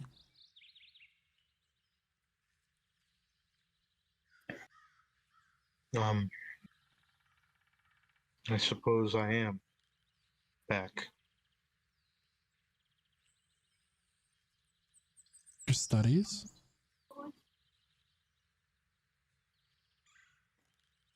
I don't know. Why did everything happen the way it did? That is what you asked for. I didn't ask for my family to be petrified. No.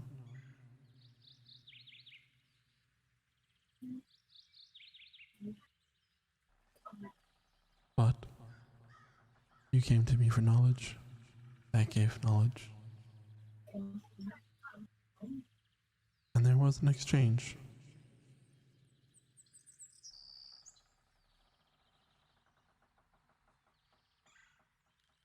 What, my village's lives for knowledge?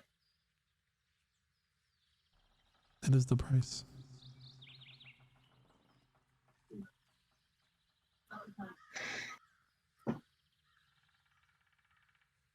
The heavy stone door behind you begins to open with a strong grinding sound.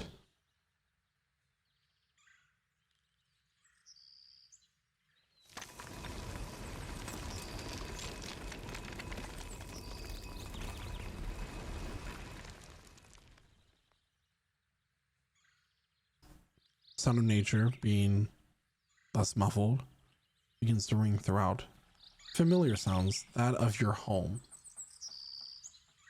Aspen's head whips back and he turns around to see who's there. As you turn to look, the sounds of your home dissipate, and what you see is a forest of stone. Specks of material float throughout the air, similar to the spores that make the form before you. You look up at a tree branch and you see a figure of petrified creatures. The trees, their leaves, their roots, solid and made of mineral. You take a step out and you begin to walk through this forest. No water flows, no insects buzz, no birds sing. The occasional form of one of your people frozen in fear and shock as they were in their last moments.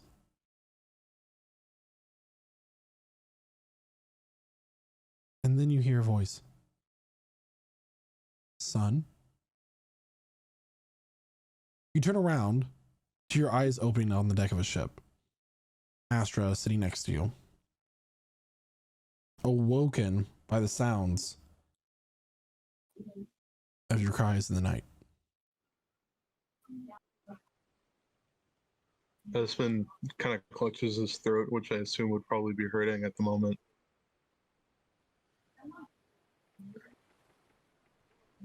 Just to clarify, am I awake? You're what? You heard him crying? Okay, okay. Are you all right, Aspen? Can you breathe? I'm I'm fine. Sit up. You should sit up. Espen does so. When Astra reaches for you, her wrist comes out from her sleeve. And as you look down, you see small stony bumps on her arm.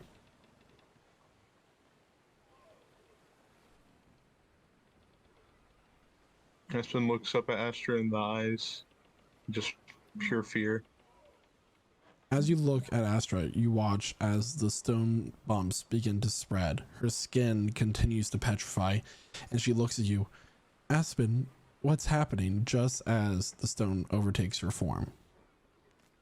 You turn around to your friends that were just conversing on the deck of ship behind you, and they too have turned to stone. And as you look over the railing of the ship, you watch as the sea slowly turns gray and petrifies. The wood of this ship continues. The sails no longer flow or wave in the wind. And for the second time, you open your eyes.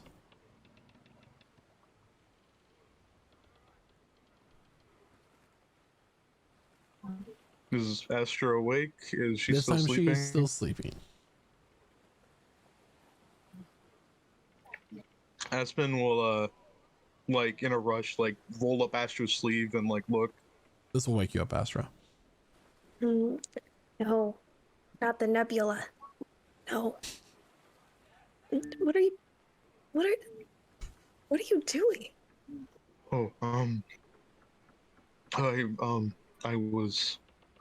I thought I saw a bug crawl up your arm. It's okay. Probably need somewhere to sleep. I suppose you're right. How has the dream? Oh, it was, I'm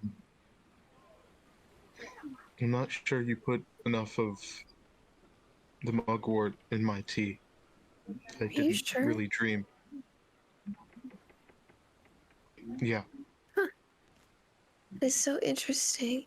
I mean, I could probably fall right back into it, but I was traversing the night sky. I climbed the ladder all the way up. Wonderful. Wonderful. I'm sorry to hear you didn't experience the same. Maybe it's just my tolerance is a little bit higher for that thing. Have you been skipping out on me? Not including me in practice? No, maybe it's something to do with the spores and all. Maybe my constitution against these types of things has begun to rise because of my exposure. Fair. I'll double it next time. Okay. Sorry to wake you. It's okay. She's just gonna like roll back over and fall back. And once Aspen sees her fall asleep, he's gonna stand up, carefully walk over to the edge of the ship and lean over and just lose his lunch, just fucking throw up. As you set up Aspen after losing yourself into the sea, the words echo in your head. It was the price that was paid. And what happens next is a story for another time. Wow, wow, wow, wow, wow, wow. Wow. Well, everyone, thank you so much for watching tonight's session of Prestige Encounters. Absolutely fantastic as we continue into the new year with after session 23. Don't forget that next week at 8 p.m. Eastern Standard Time here at twitch.tv/Prestige Encounters, we will be continuing on with our next session in our campaign. Sorry for that pause as I was preparing myself to give away a wonderful set of dice. However, as I set that up, you'll in just a moment type the word stone into our chat to put yourself into the winning circle for a set of dice. Once again, that word is stone. As we go ahead and say our goodbye messages, everybody can type that in, and then we'll draw the winner at the very end. But without further ado, I'd like to pass it on over and give a huge thanks to Astra, our Furbolg druid played by Chloe. Thank you. Major W's this session, major lore drops this session. Very fun exploratory activities, I guess you could describe them. But regardless, I'm excited for next session. Hopefully we will actually make it to a city. Probably not the one we want to go to yet, one of the coastal ones, but we'll get there eventually. On that note, I'll go ahead and pass it over to Jeremiah, who plays the other Furbolg druid. Take it away. So it was a great session, guys. I enjoyed just the whole fight. That was interesting. I loved using gaseous form for the first time to just get to the upper deck, because I wasn't going to be able to make it to the upper deck just walking like a normal person in time. Who does that? But anyway, yeah, it was a crazy session. Hopefully we by next session we get to see our special magic items that we commissioned, and I will be very excited for that. We'll see. We'll see. Yeah, ultimately a lot to think about, but great session. And with that, I'll pass it over to Noah, aka Zolkifli, our human blood hunter. Good evening! I'm so glad you all joined us for this evening. Lovely to see you, lovely to spend time with you. Thank you for role-playing with me, everyone, and to the DM. Fun little combat. Don't know what that was. I was like, is that an electrifying kraken of some kind? Whatever it is, it's a septipod now. Come back and be a sextipod. Not this shit, buddy. I'm excited. I finally got to use brand of castigation on anything after the goat. I think the goat was the last thing, the first and only thing, and now I've got it on the kraken. Before this, Zol was just tracking that goat, just hopping around in the mountains for like. So this was fun. Thanks for everyone. And with that, I'll pass it on to Cormac. Did you have anything? No? Okay. Well, I guess I'll pass it on to Nazmir. Thanks. You know, you are the goat, Noah. Aww. Thanks for thanks for this evening, guys. That was a lot of fun. A good little bit of combat there and some role play. Got to hear a little bit of backstory. It was great. And I also have to thank my brother and friend for bringing me food because I'm almost starving. Love it. Yep. And thank you all for being here. It's always a pleasure to see everybody in chat and you know, your interactions and how you're enjoying the story. Yeah, and I will pass it on to Jaden. Hello. Good session, guys. You know, we got the lore. Got the lore. The lore drops. The Girthinator has officially set sail, which is great. We love that. You know, up on the seas, it's different. Sometimes you gotta fight the Electro. And I will say my favorite part of this entire session was the one where I karate kicked his nose off. That was a good one. I love how he's I like, will check my say- nose and then headbutted you. That was fantastic. Yeah, it was good. It was good. It was like almost excellent roleplay, just tied into just friendly combat. Never had an interaction like that before. Super. Oh yeah, but great session. Chat was super active. I love that. It's great. Somebody's gonna get a new dice set today, so that's also super. Can't wait. Can't wait for the next session. And yeah, that's all I'm really gonna say. So I'm gonna pass it over to Casimir. Let him know. All right. Well, thank you, everybody. That was a really kind of chill session compared to last week, because we spent a lot of time negotiating for that ship passage, and then nothing happened. Callback. But yeah, great one. Awesome play from everyone. Really great character moments. Really always nice to have a moment to explore the core of characters like that in a kind of relaxed finishing moment, and then have a horrifying, terrifying twist pulled there with Aspen. So brilliantly played. Thank you, chat. That was like honestly one of the most active chat sessions I've seen when I've been here. So I'm gonna pass it to our wonderful dungeon master, Salkos. No, you're wonderful.